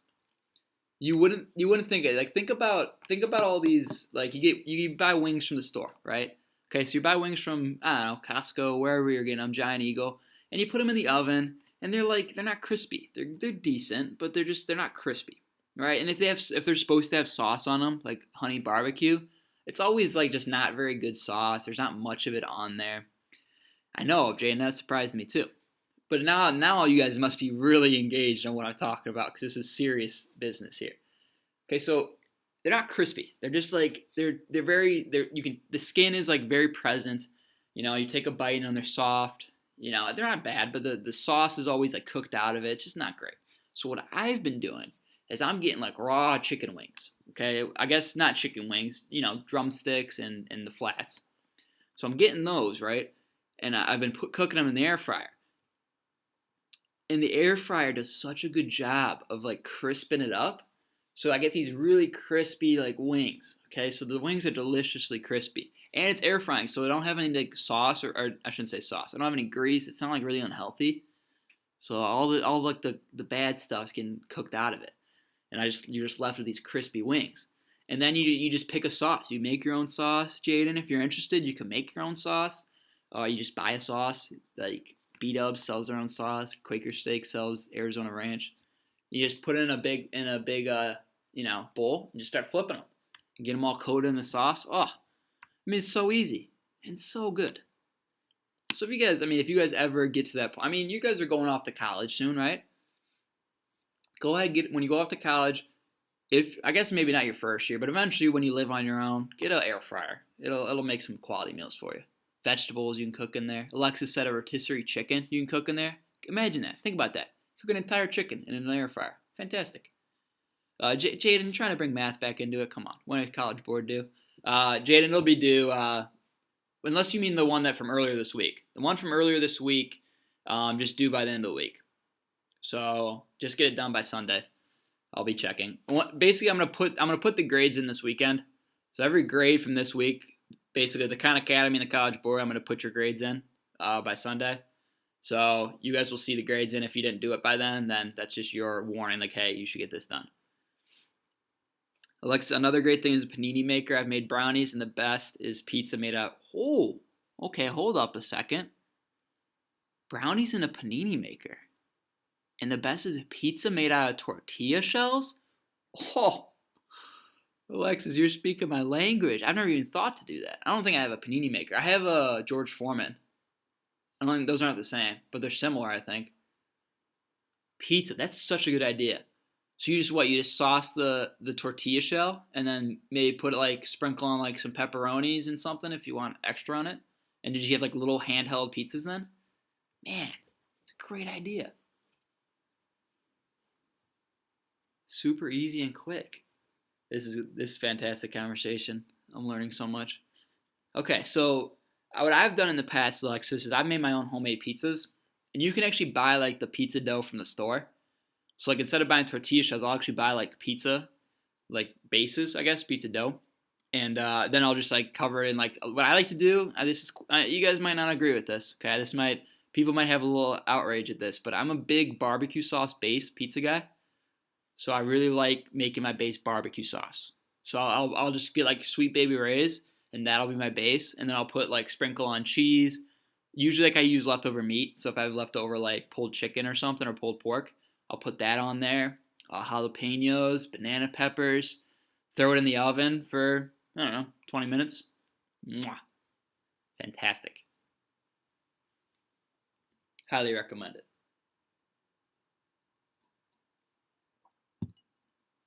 So I think that's probably a similar outcome, except yours is probably a little bit more handheld. So it's easier to like eat quicker, which I like. So Jaden, I agree, but here's the key, Jaden, is you have to balance it out. That's why like I don't just do barbecue sauce and cheese, right? I have to balance it out. So like you have the sweet barbecue sauce, agreed. I always add some spice to it. So I always put peppers on there. You could, if you really wanted to, you could drizzle some ranch on there. Maybe that would give you a little different flavor. What's really good, also questionable to some people, I love caramelized onions. So you have caramelized onions. I made those the other day. They didn't turn out like I wanted to them exactly, but they were still pretty good. Yeah, put some caramelized onion. Nothing's better than like barbecue and caramelized onions or caramelized mushrooms. Oh, man. Takes a lot of time, but easy to make. So yeah, you gotta be creative with it. The other thing, if you guys ever like, if you're looking to make a meal, so like it's hard. Not everyone has time all day to like buy ingredients, organize your ingredients, start cooking, pre-cook stuff. Not everyone's got time for that. One of the best investments to make, and it's not even an investment, it's not that expensive, is a crock pot. You guys probably know. Your parents probably use crock pots. I love my crock pot. When we were now I'm at home in quarantine, but when we were at school, I probably told you guys this. I would put meals. I mean, this is what I looked forward to all day. I'd put meals in the morning, so I'd prep them the night before, right? I put everything in the crock pot, put it in the fridge, let it sit there, which was kind of nice because like the meat would soak up whatever sauce or whatever combination I put. The next morning, wake up. First thing I would do is go over to my crock pot, pull it out of the fridge, turn it on, plug it in, and you're done. That's it. That's all you got to do. You get home after a long, hard day of work, and it's done. You're ready to eat. You just got to turn off the crock pot. It doesn't overcook it. Pull it apart. Usually you have to pull it apart or cut it up, however you decide to eat it. Oh, fantastic meals. And you have to wait. Just get home and be like, done. Crock pot did it for me. Meat's always juicy, delicious. Man, you guys are learning more in this short session than you might learn for the rest of your lives. Have you tried an Instant Pot? That's a great question, Emma. And the thing with the Instant Pot is no, I haven't, but I have been interested in it because I have seen it. And I got some people who suggested to me that Instant Pots were actually better than crock pots. Now, I don't know if that's true or not, but Instant Pots are pretty cool. And actually, okay, so I don't know if you guys have probably heard of this channel. So on YouTube, there's a channel called Good Mythical Morning. They've been around forever. Like when I was in like middle school, I remember watching these guys. And Good Mythical Morning did a video on Instant Pot versus Crock Pot. And so they did a taste test. So they did all these different recipes. They said which one was better, the Crock Pot or the Instant Pot. And I think it was a mixed bag. Like there wasn't really a concise answer. I think the biggest thing is that the Crock Pot does a better job of like soaking in the ingredients. So it really like it sits there and marinates the ingredients. So you can really like some of the stuff really pops out. But the Instant Pot does a really good job at just obviously quick. It's way quicker. You can do something like that takes 3 hours in the crock pot. It could take not 2 hours. Sorry, take like 40 minutes in the Instant Pot, which is pretty cool. But I don't think the consensus on it, you guys would have to watch the video if you're curious. But the consensus on it was I don't think it was drastic difference. Like I don't think they were like crazy in like favor of one or the other. So yeah, I think Instant Pots are pretty useful in that sense. You can make cinnamon rolls in an Instant Pot. Think about that. Cinnamon rolls. Bam, 20 minutes, cinnamon roll done. Fantastic. Yeah, you're right, Brain. This is kind of turned into a life skills class. You guys want to know another skill? I'm just going on a tangent now. So this is one of my biggest pet peeves. And you guys, I'm going to say this, and some of you are going to, I know some of you because I see some of your names, and I've gotten some emails from some of you. So this is going to register with you guys. When you're addressing someone over email, right, you have to put a subject, number one. Okay, you don't just email someone dry. You can't just email them with no subject. You got to put a subject. All right, if you're addressing someone, like for instance, your superior, so a teacher, a coach, someone like that, if you're addressing someone like that, you should be putting a greeting, right? Hello, comma, and then enter. Or hello, Mr. Harris, how are you today? Comma, enter. Or dear whoever. There's all different kinds of greetings. There should always be a greeting. I don't care if you're asking for like, hey, can I have an extension on assignment? Just put a greeting, right? And then you go in and you have to describe what you're exactly asking, and you have to do it in details. And if you have questions, make sure you try your best to formulate the questions in a way that can help the reader answer them. So, like, for example, if you ask hey, Mr. Harris, you send an email and you say, hey, Mr. Harris, number 6, how do I do it? That doesn't give me much information, right? What am I supposed to answer with? Am I supposed to just give you the answer? Am I supposed to just give you a hint and that doesn't help at all and then we get in an email battle? You know? So it'd be better if you email me and you say, Mr. Harris, number 6, here's what I was doing. Here's where I got to. Here's where I was confused. What you got for me? And then you say, thanks, comma, enter, name, insert here. Yes, Jasmine, that would be a perfect greeting, guys. Look at Jasmine. Follow her lead. That would be the type of greeting that I'd be looking for. Hello, Mr. Harris, comma. It's professional. Something when you guys get a job, you're going to be using that format. You got to get used to it anyways. So you can practice in high school with your teachers, even peers, right? And it's gonna make a world of difference. I'm telling you. If you're looking to get a job one day, that's stuff that separates. If one schmuck is gonna be sending an email being like, "What's up, boss? Can you hire me, dude?" And then you guys are like, "Hello there, Mr. President of this company. I am very impressed with your company and how you run it. It would be an honor if I could be hired. Please consider this. My resume is attached. Thank you so much for your time, comma, Jaden Nestor Fox." You know? That you're sold. You're in. That's the life skills there. All right? Mr. Harris life skills. My pet peeve. Wanted to point that out. Thank you for listening to my TED Talk. Alexis, I just saw your comment about the Instant Pots. That's insane. 9 minutes for spaghetti and meatballs. You cannot beat that. And if they're tasty, I mean, you cannot beat that speed. That alone they are really big though. I don't have enough room, I don't think, to carry. I have to put it in my bathroom for like storage.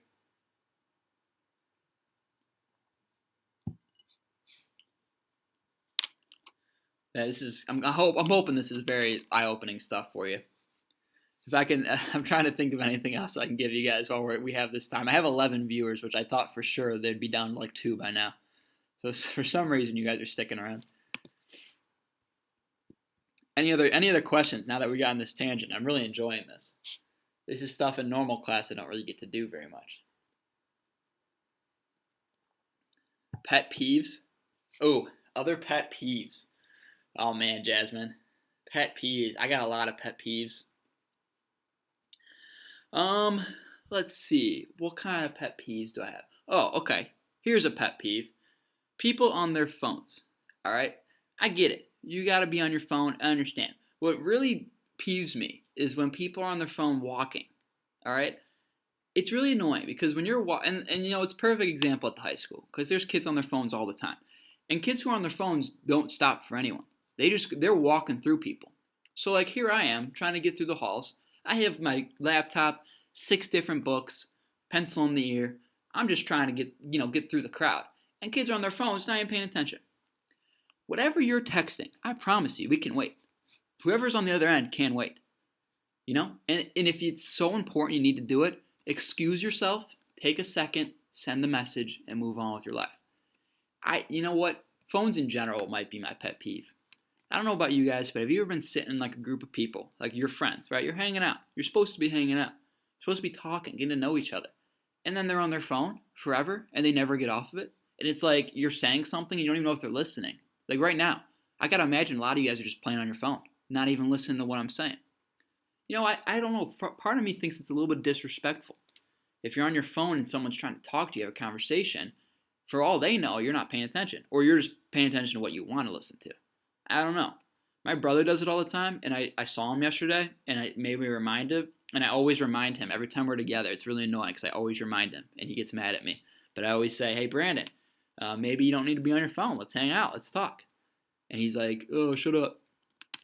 He doesn't sound like that, but, you know, I just think my recommendation to you guys is it's okay. I know. Everyone's obsessed with their phone. I'm on it too much, too. Try to just pick and choose when you're doing it because it makes a difference. It means a lot to people if you're giving them your full attention, not your half attention. There you go. Pet peeve 1. Alexis, people chewing loud and with their mouth open. Yeah, to be honest, that hasn't been something that's really bothered me. But I think that bothers everyone if it's really bad. One that's big is gum. So people chewing gum loudly with their mouth open, because gum is very easy to like be obnoxious about. So that's one thing that's annoyed me before when I've had people chewing gum. Another thing that's annoying to me, and this is a difficult one, but like coughing, okay? When you're sick, right? And this is actually pretty relevant to right now. You sometimes you gotta cough. You got stuff in your throat. Your body says, "Hey, I gotta clear this out." Okay, and that's understood. But you can really hold in a cough. I don't know if you guys have ever consciously decided or consciously thought about it, but when you're sick and you're coughing, you don't realize how much you are coughing, because to you it's like it just keeps happening over and over. So like the reason why this is a big thing for me is because my dad would yell at me. Like, I'm not kidding. He would yell. He would like want to ground me for coughing. Like I felt like I couldn't even cough in my house because he would get so annoyed by it. And he's like, "You don't need to cough that much." And you know what? At first I thought he was a crazy person. But then I actually consciously thought about, like, you know what? He's kind of right. There's opportunities where you don't need to cough. It's just your body, like, you think you need to, but it's not doing anything. It's not productive. And when I say productive, you guys can do the math on what I mean by that. But you want the purpose of coughing is to be productive. So if it's not productive, you got to consciously think in your head like, "Hey, maybe I could chill out a little bit." Right? That's one thing that people don't even make an attempt to stop. They'll just be going on and on forever. And if you're coughing like unstoppably and you can't stop, maybe go home. Maybe be at home. Maybe take a nap. I don't know. It means you're probably too sick to be functioning. There you go. Here's another pet peeve. I could probably go on and on. Let me hear your guys' pet peeves. I want to hear someone else's. Someone else put a pet peeve like Alexis did, and I can tell you my thoughts on it.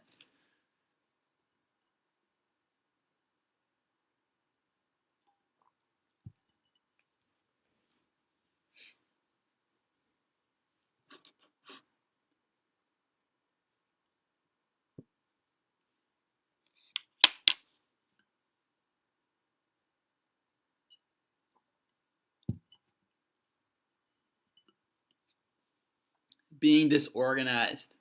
Yeah. Uh, I would say, okay, so it's, for me, Jaden, I think that's kind of might be like an attack on me, because sometimes I feel like I'm a little disorganized. See, now the thing with being disorganized is an organization's all about the individual. I think that okay, so Alexis, for example, perfect comment. If something isn't organized, I can't go on in life. And that's how Alexis is, right? So for Alexis, she needs to be organized. That's something important to her. Jaden, okay, probably agreed. Now, other people, I'm not going to say any names, but other people might not agree. Other people are probably just like, "Hey, organization is something that's important, but it's not something like that I need, because in my head, I'm organized." As long as you know what personally is going on, then you're good. If you're not missing days, if you're not missing work, if you're not missing schoolwork, if you're not missing, if you're organized in that sense, if you got everything together in your head, then you're good. But I could see how, like, for instance, like a teacher, like for my example, I feel like I think it's really important for me to be organized for you guys. Because if I'm not organized for you, then that makes you unorganized, and like Alexa said, that can drive people nuts. So like I try really hard. Like teaching has made me a much more organized person, because I don't think beforehand I was. I've always been fairly organized, but if you like look at my room or you look at someone, it's not that organized. So like I think that it depends on the situation, organization. I could see how that could really make people mad.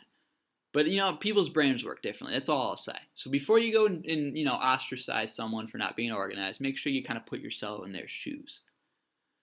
Jasmine, when people make noises during a test, like clicking or something, ooh, Jasmine, that's a really interesting comment, and I think that's a huge issue for people, because I think the clicking is never intentional. I don't think that people are like purposefully trying to click during a test. Right? Or trying to chew or, whatever during a test, or sniff. Oh yeah, sniffing's bad, Alexis. That's a big one. I think that it just happens on accident because it's like a nervous thing. Like, for instance, I catch myself when I'm like kind of, I wouldn't say necessarily nervous, but if I'm really focused, I'll shake my legs. Like I'm doing it right now. You guys can't see it, but I'm shaking my legs.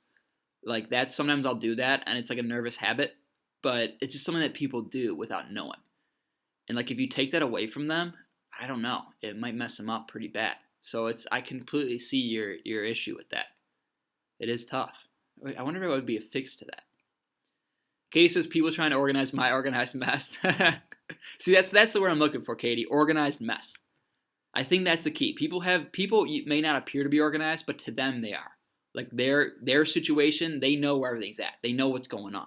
It just doesn't look like it. It doesn't look like the organization you would expect it to. So Katie, that's what I'm saying. I'm trying to get people to sympathize with Katie because I think there's a lot of people like that. A lot of people like that, and you got to be sympathetic with that. That's how they roll. My mom's a teacher. She's not organized at all. Emma said, "Same, Jaden." Yeah, teaching can be really hard to organize, guys. We got a lot of garbage to go through and to do.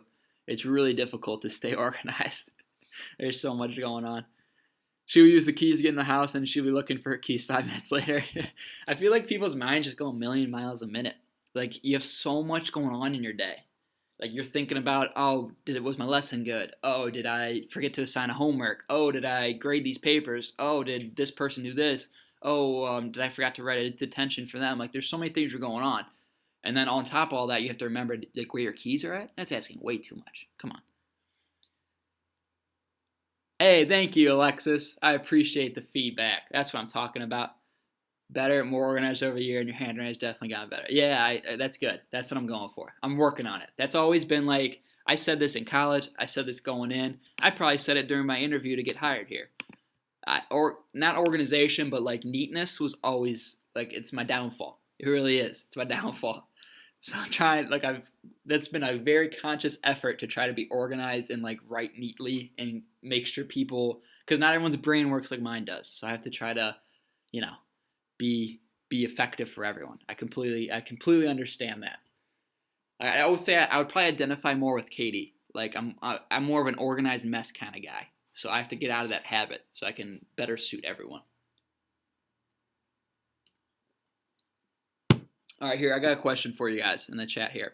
What's your favorite snack? I've seen a couple videos recently on like snacks, like people's favorite snacks, like grading snacks, rating them. I want to hear some feedback. What are people's favorite snacks? And I want specifics. I don't say chips or cookies. I want like what type of cookies. What's your go-to? If I had a vending machine of every snack known to man, what would you be buying? That's what I want to know.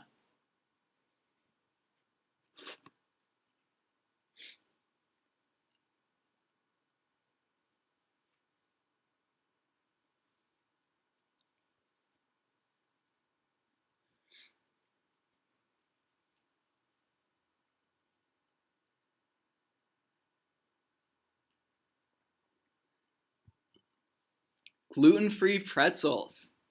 Interesting. What brand, Haber? Are they flavored or are they just straight gluten-free pretzels? Alexis agrees. All right. Rice Krispie treats, Josh. That's a good one. I haven't heard that very often. So, Josh, I want to ask you the same thing. Just normal Rice Krispie treats? Or do you do the chocolate-covered Rice Krispie treats?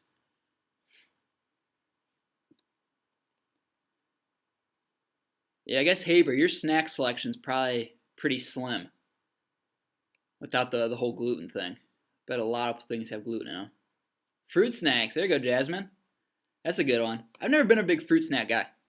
I would say if I were to grade fruit snacks, I'd probably grade them as a D, to be honest with you. But hey, to each his own. I respect it. Rice Krispies treats, I would give a C rating. Gluten-free pretzels, I've never had them, so I couldn't tell you. But normal pretzels, I'd probably say are about a C or B. So gluten would probably be a D, be my guess. Big bag of buttered popcorn from the Dollar Tree. Whew. There you go, Lex. That's popcorn, buttered popcorn, probably a B range for me. Big fan of buttered popcorn. Snyder's, there can be some flavors, but I don't really get those. Okay, so you go the plan. I respect that. Josh said, I'm not against the chocolate ones. All right, you do the normal ones. You can make those at home too, Josh. I remember doing that in 7th grade cooking class. Mine were really bad. I remember that, really bad. They're gross. My parents wouldn't eat them. That's how bad they were. Jane said melatonin gummies. They're good. They're so good, but they make you sleepy. I don't know what those are. Melatonin, yeah, isn't melatonin something that something for your brain? this like a prescribed medication, Jaden, or are those actual like is that actual like sold food? I personally think gluten-free pretzels are way okay. I'm intrigued. I guess I can't really rank gluten-free pretzels because I never had them, so I haven't had them properly rank them. But I'm very curious now. Wow, interesting. All right, maybe I'll have to check those out. Everyone seems to agree on the gluten-free. Josh did too much work. Yeah, you're right. We get those peanut-filled pretzels, Costco. There you go, Braden. That's a tier B snack for sure. Maybe even A. Oh, peanut butter filled pretzels. I used when I was younger. I had a buddy. When I was like in like fifth, sixth grade, I had a friend who always had those. He always had peanut butter filled pretzels, and I'd go over there and we eat them every time I went over there. Love those things. Emma got me one of them during freshman year track season. Ever since I love them. Interesting. I really got to try it. They're probably really healthy too. Melatonin's medicine you take to sleep if you want. Yeah, that's what I thought, Jaden. I become the track mom because I always have pretzels. You're like the mom who brings like orange slices to a soccer game, like Gatorade for the team. Jaden, you have some weird snacks, my friend. I feel like you're not being serious. I feel like you're just making this stuff up. Dark chocolate covered blueberries. Acai, is that how you say it? Acai blueberries? What the heck is that? I feel like I've seen those, but see what I thought you guys were gonna say. Okay, I'll tell you what. How about Mr. Harris goes? I'll tell you my favorite snack. All right. So I have two. I'm gonna give you two. That's what I'm gonna do. I'm gonna give you two snacks. Okay. Number one, Famous Amos cookies. Those things are amazing. How do you get a cookie that's been sitting in a package still have melty chocolate? How? How's that possible? They taste like they just came out of they're not hot, but they taste like they just came out of the oven. The chocolate just melts. They're bite sized, so you can eat 17 and you don't feel like you're eating like a ton, right? Even though you're eating probably like the equivalent of 17 cookies. Still, they're fantastic. They're bite sized, last a while, unbelievable. Second favorite is garden salsa sun chips. Those of you who have been in my lunch will see me eat those a lot during lunch. Those are my favorite. Love garden salsa sun chips. So those are off the top of the head. I haven't really thought about or seen like all my options, but off the top of my head, those are my two favorite snacks. Cauliflower and ranch is good too. Sugar snap peas. I know cauliflower and ranch is tasty. I like peppers, Alexis, so I'll do peppers and ranch a lot. Broccoli. I'm a big broccoli guy too, so I'll do broccoli. I've never had sugar snap peas. Those sound good. Yeah, Jane, I need specific chips and specific cookies though. I need like you can't just say chips and cookies. Everyone likes chips and cookies, but it's the different brands. Now, there's types of chips I don't like. There's types of cookies I don't like. Tortilla chips, like Doritos. You a Doritos guy? Usually red peppers, Jasmine. I don't really actually. I'm not too picky. I'll eat any pepper. I like spicy peppers, but I don't really get those as often.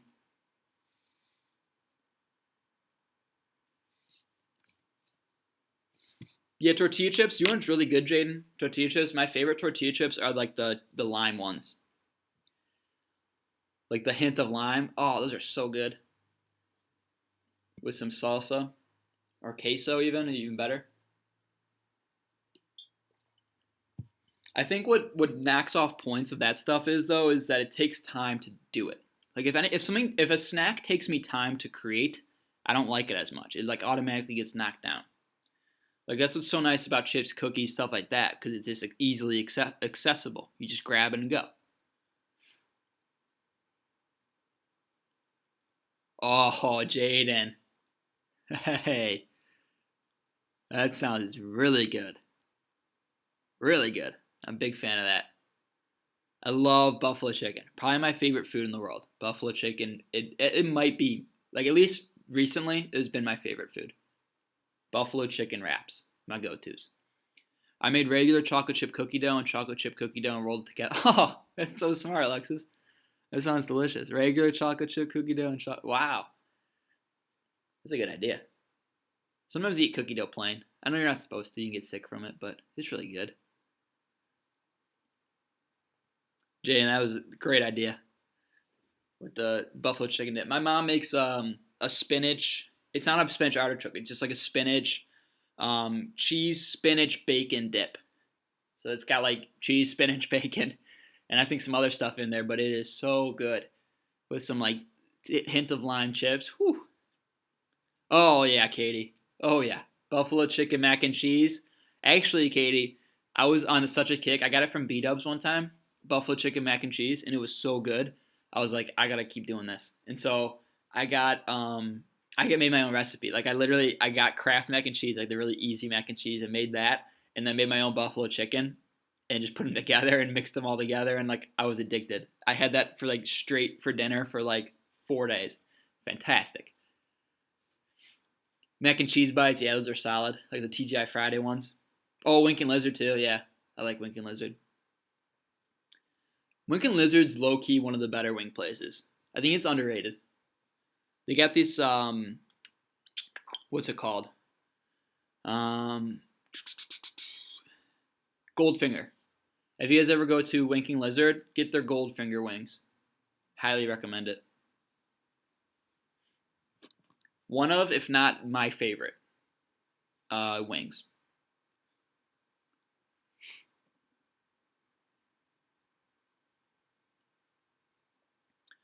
Well, guys, it's 11 o'clock. I don't know if anyone from Algebra 2 is in here. If anyone from Algebra 2 is in here, they can ask questions on their work. They'd be more than happy to. I don't really care. If you guys have more questions and want to stick around, I'm fine with that. Yeah, I know, Jaden. You can't even take. Is it closed completely? Can you do takeout from um, Winking Lizard? Morning, Jaden. Welcome to the conversation. We had an social emotional learning session, Jaden, in calculus. So yeah, but Jaden Fox, I think I wonder if it's still open. You can get like takeout because like isn't Quaker Steak still open? Yeah, I get what you're saying. For me, it makes sense because like I have family out in Avon Lake, so it makes sense for me to go that way. But I would get why it wouldn't make any sense for you guys to.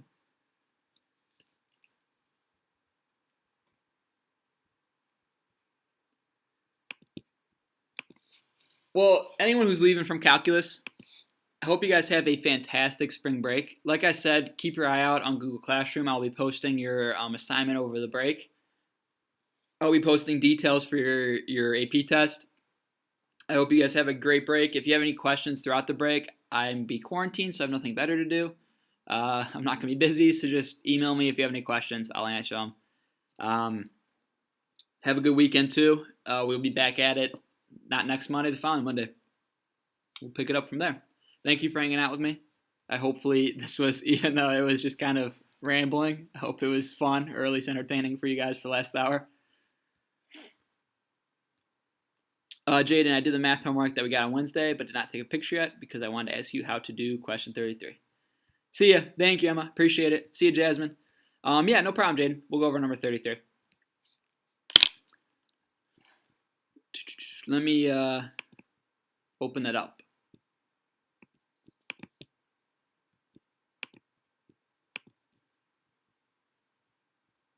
Yep, you too, Josh. Thank you. Thank you, Baron. You too.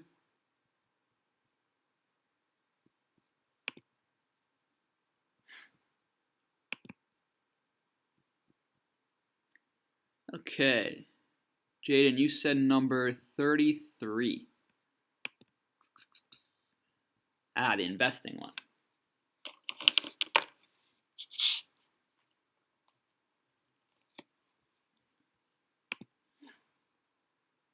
You did the same day it was signed. Okay, cool.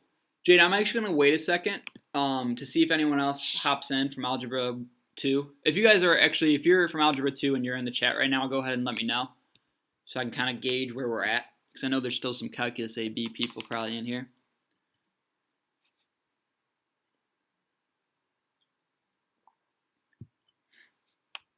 So I'll give it like 3 minutes because I'm sure if you have a question, probably other people do.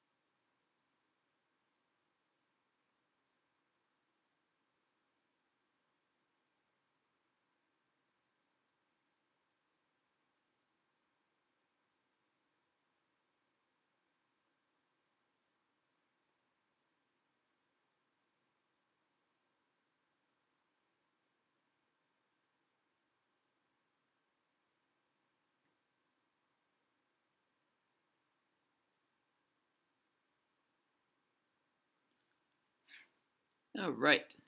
Jaden, I like the video. That's what I'm talking about, Jaden. I appreciate that. Hopefully you smashed the like. You didn't just tap it.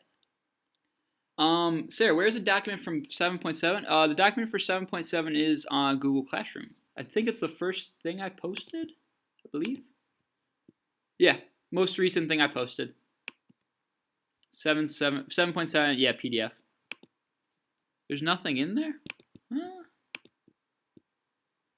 Are you sure, Digidio? Are you in the right class?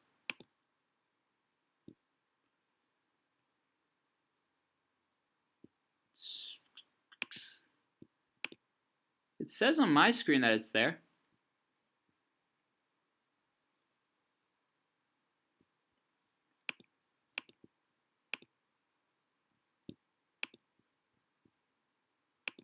Maybe a double check, Sarah.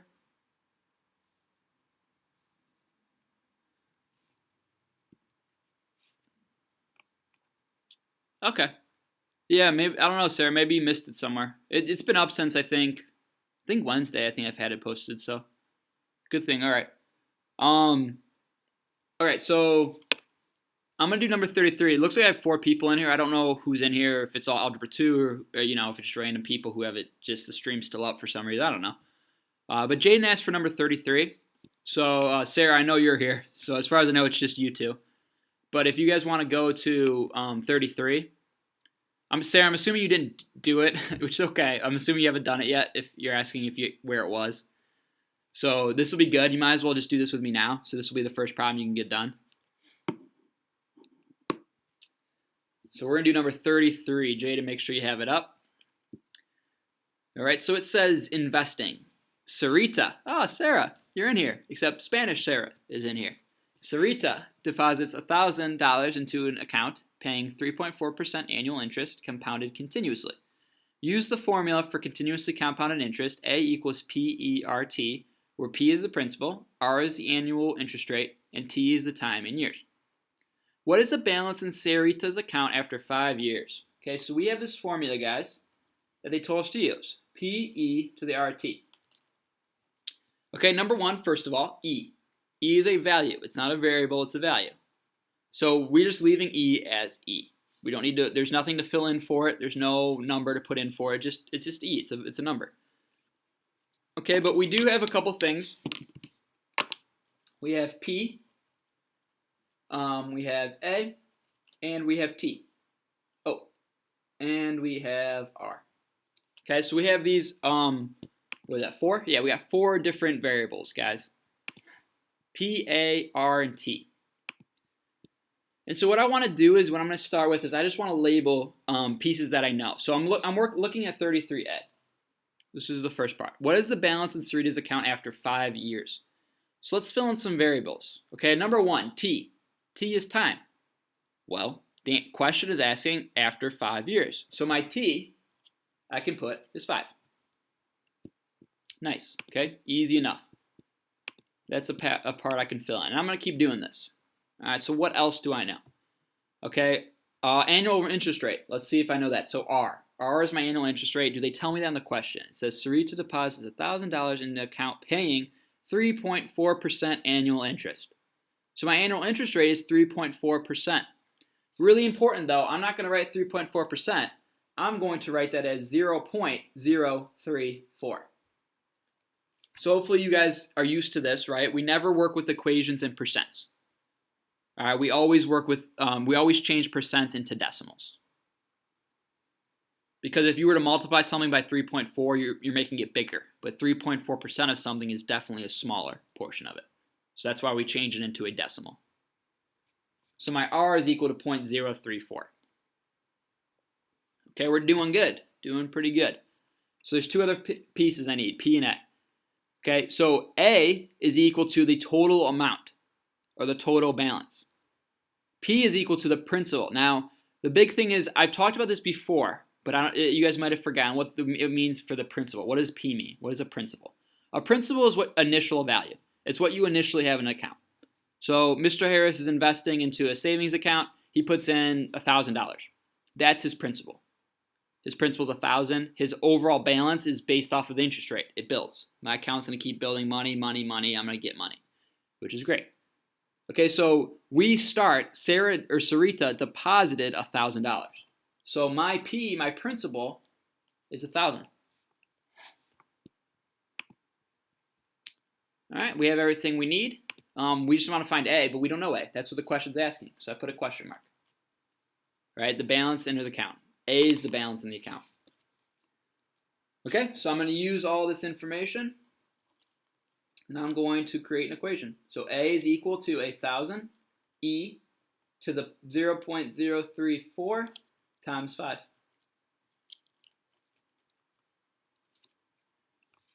Okay, and I'm going to be honest with you guys, I do not know what that answer is. I would like you guys, just for good practice, put that in your calculators. Let me know what you get.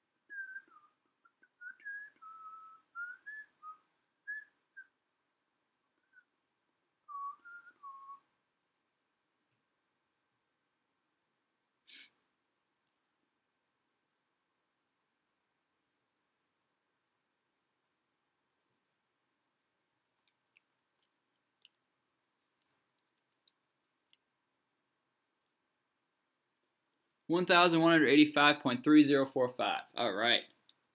Let's see if you are correct. You are correct. So that's your answer. So Jaden, let me ask you, or Sarah, any of you four, whoever's in here, because I don't know who the other two are.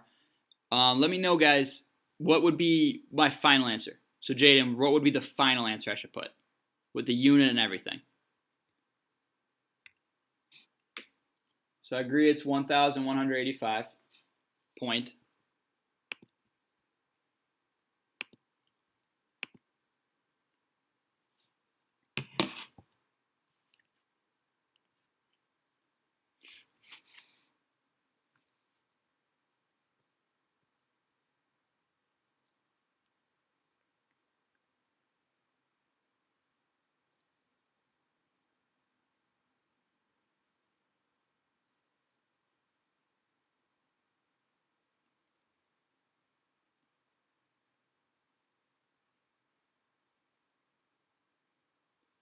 Dollars after 5 years. Okay, so very close. What I want to do is remember dollars and cents are only in terms of the hundreds. So right when you have cents, you don't have 300 like 0.304 cents. You have 30 cents. So we have to round this to 30. And then I like what you said, Jaden. That's fine. I'm just gonna put dollars.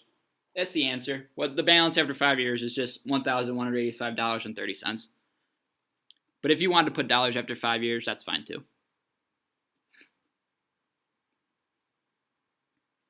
Okay, right, so keep this like it's a real world situation, a real example.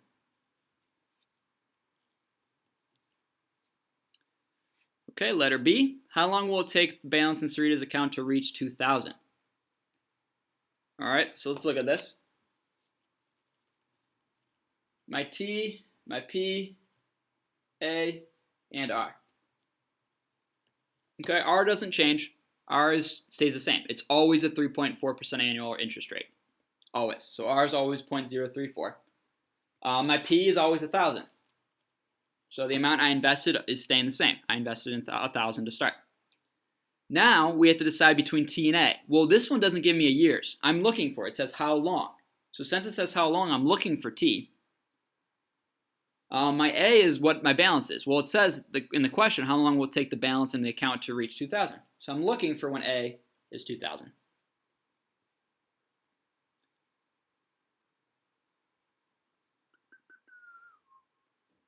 Jaden, you said, can't we double 185?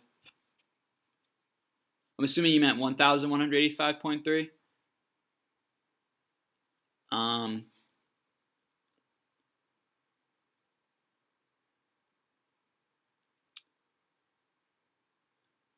Oh, I see what you're saying, Jaden. The question's asking for us to do it doesn't ask us what's the difference. It doesn't ask you how much does the interest earn. That's a great point, though, Jaden. So the question doesn't say how much did the account earn over 5 years. The question said what is the balance over 5 years. So when we say what is the balance, that formula gives us the balance.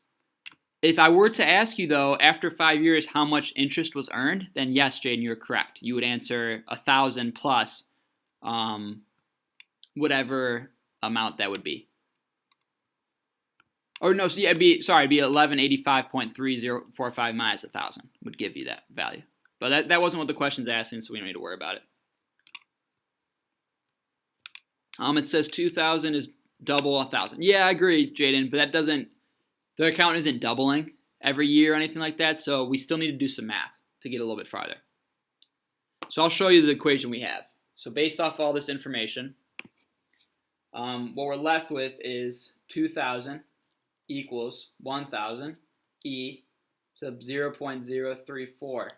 And then we have the variable t because we don't know how long that took.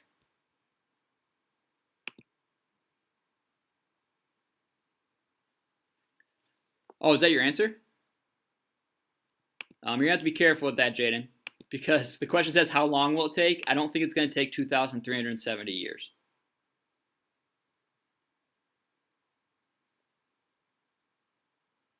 So you're going to have to be a little bit more specific. You're writing kind of a lot of different things here. I don't know if we're both on the same page.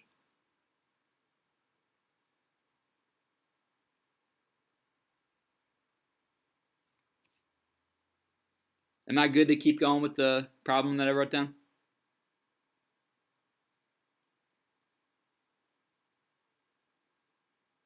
Okay, so you said 10 years. All right, so I'll keep going. I don't know what the actual answer ends up being, but you're going to divide by 1,000. So you're going to get 1,000 equals, divide by 1,000, you're going to get 2 equals e to the 0.034t. And then you're going to take the natural log of both sides. And you're going to get the natural log of 2 equals 0.034t. You're going to divide by 0.034. Put that in your calculator.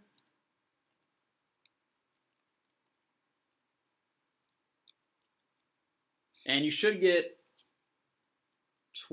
approximately 20 years, Jaden.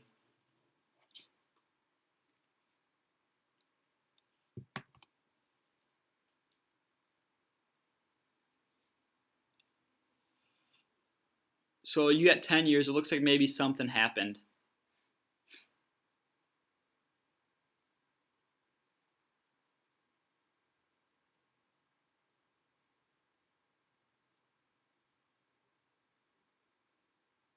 So just take a look at that. Let me know if you're good with that or if you have any questions.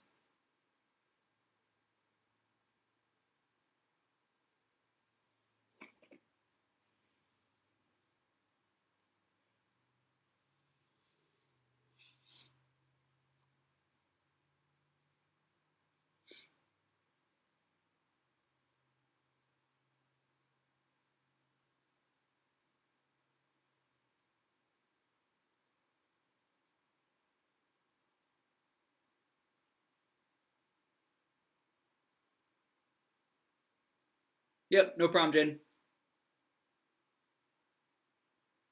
Hello, everyone who's here. I see there's 6 people. If you guys have any questions, let me know. All I know is that Jaden's here for sure, and then Digidio's here, so.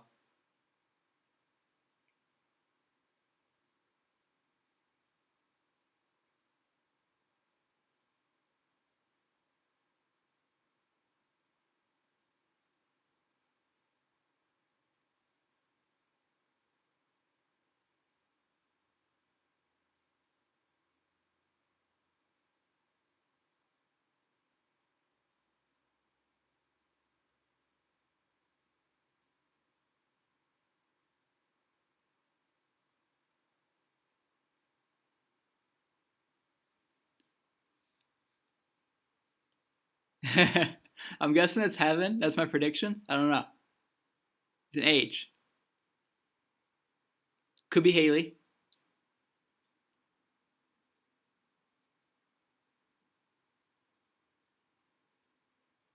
You're not the only one who's done that. Don't worry. I think like 2 people have done that today. Yeah. Okay. That was 7. All right. Yeah. So guys, anyone who's here, because it looks like I have 7 people now. Again, today is just going to be a day for you. It's a review day. If whatever you guys would like to do, I'll go over any questions you have from the week. I didn't assign anything new, so you guys have your spring break, starting. No homework over spring break. Just enjoy the break. I would love to, if you guys have any questions on the ALEKS that's due today at 3:30, go ahead and ask that now. If you have any questions on this practice, I just went over 33 if you just came in.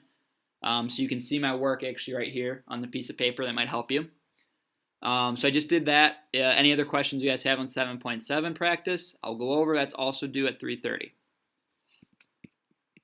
Okay, so I'll just be here. I'll probably be quiet unless questions are asked. Doesn't have to be necessarily, even if it's not math related, I'll probably answer it.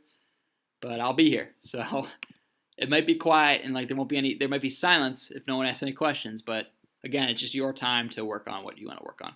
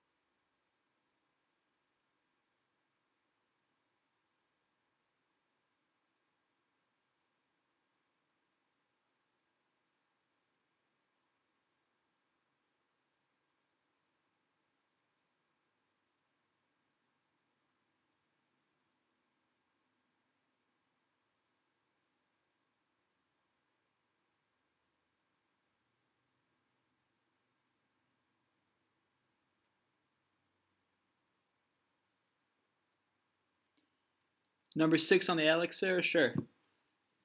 Let me open it up. Hopefully it loads. Sarah, if you want to, go ahead and type in the chat what your question is. I'll just go over yours.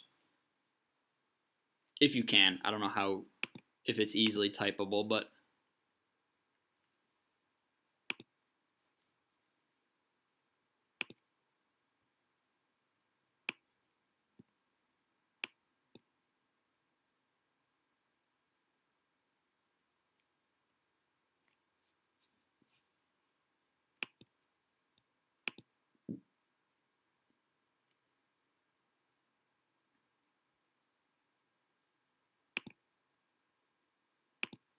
Okay, 4.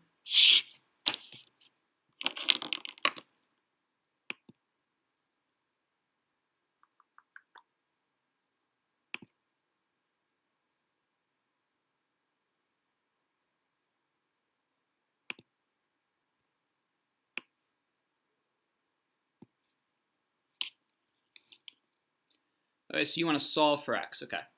So 4 natural log. Excuse me. Of x plus 4 equals 8. And we don't want to round any intermediate computation, round your answer to nearest hundredth. Okay, so we got to be really careful about that. Okay, so first things first. Look at this question. Okay, we can always get natural log or the x's on one side and get the numbers on the other. So the first thing I want to do is get rid of the 4. And to do that, I'm going to divide each side by 4. All right, so you divide by 4 and you get natural log of x plus 4 is equal to 2. So that's got to be your first step.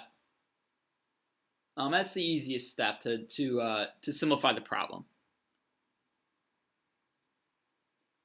Okay, now that once we do that, we can get rid of this natural log. Because if we want to solve for x, this natural log is messing us up.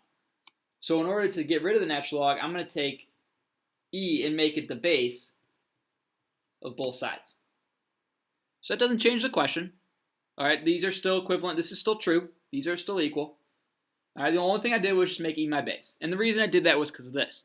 E to the natural log of x plus 4 is x plus 4. All right, e squared, we're going to keep as e squared right now because the question asked us to not round intermediate computations. So I'm going to leave it as e squared. All right, and then to solve for x, you just subtract 4. So you get e squared minus 4. And that's your answer. Obviously, you're going to want to put that in your calculator. So I'm going to do that real quick. E squared minus 4. And I get x is equal to 3.39. And that's your final answer, Sarah.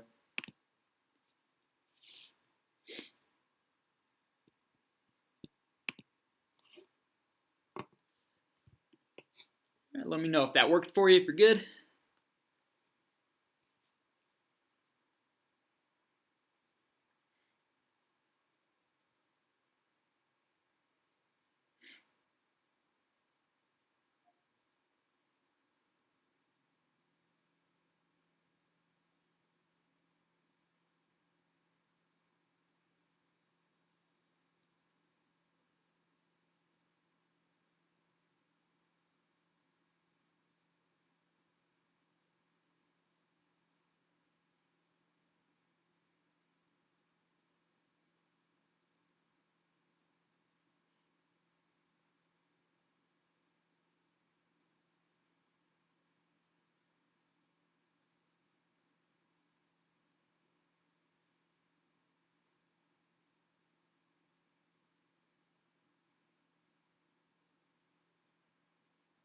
All right, no problem, Sarah. Glad you're good.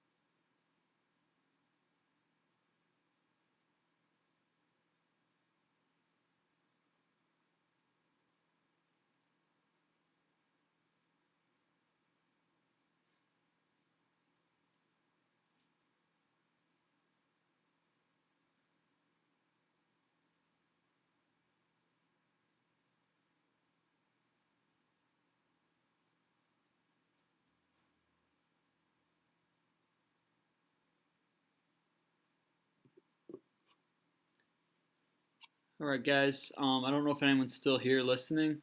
I'm going to take off. It's about 12 o'clock now. If you guys have any questions, first of all, I know it looks like there are only 3 people, but have a great spring break. Have a great weekend. If you guys have any questions on this assignment before 3:30, just ask me before 3:30, right? So just send me an email. I'll be on my computer, so I'll be able to answer. Hope you guys just have a great spring break. I'll see you when you get back. Thanks again for attending, and we'll talk to you soon.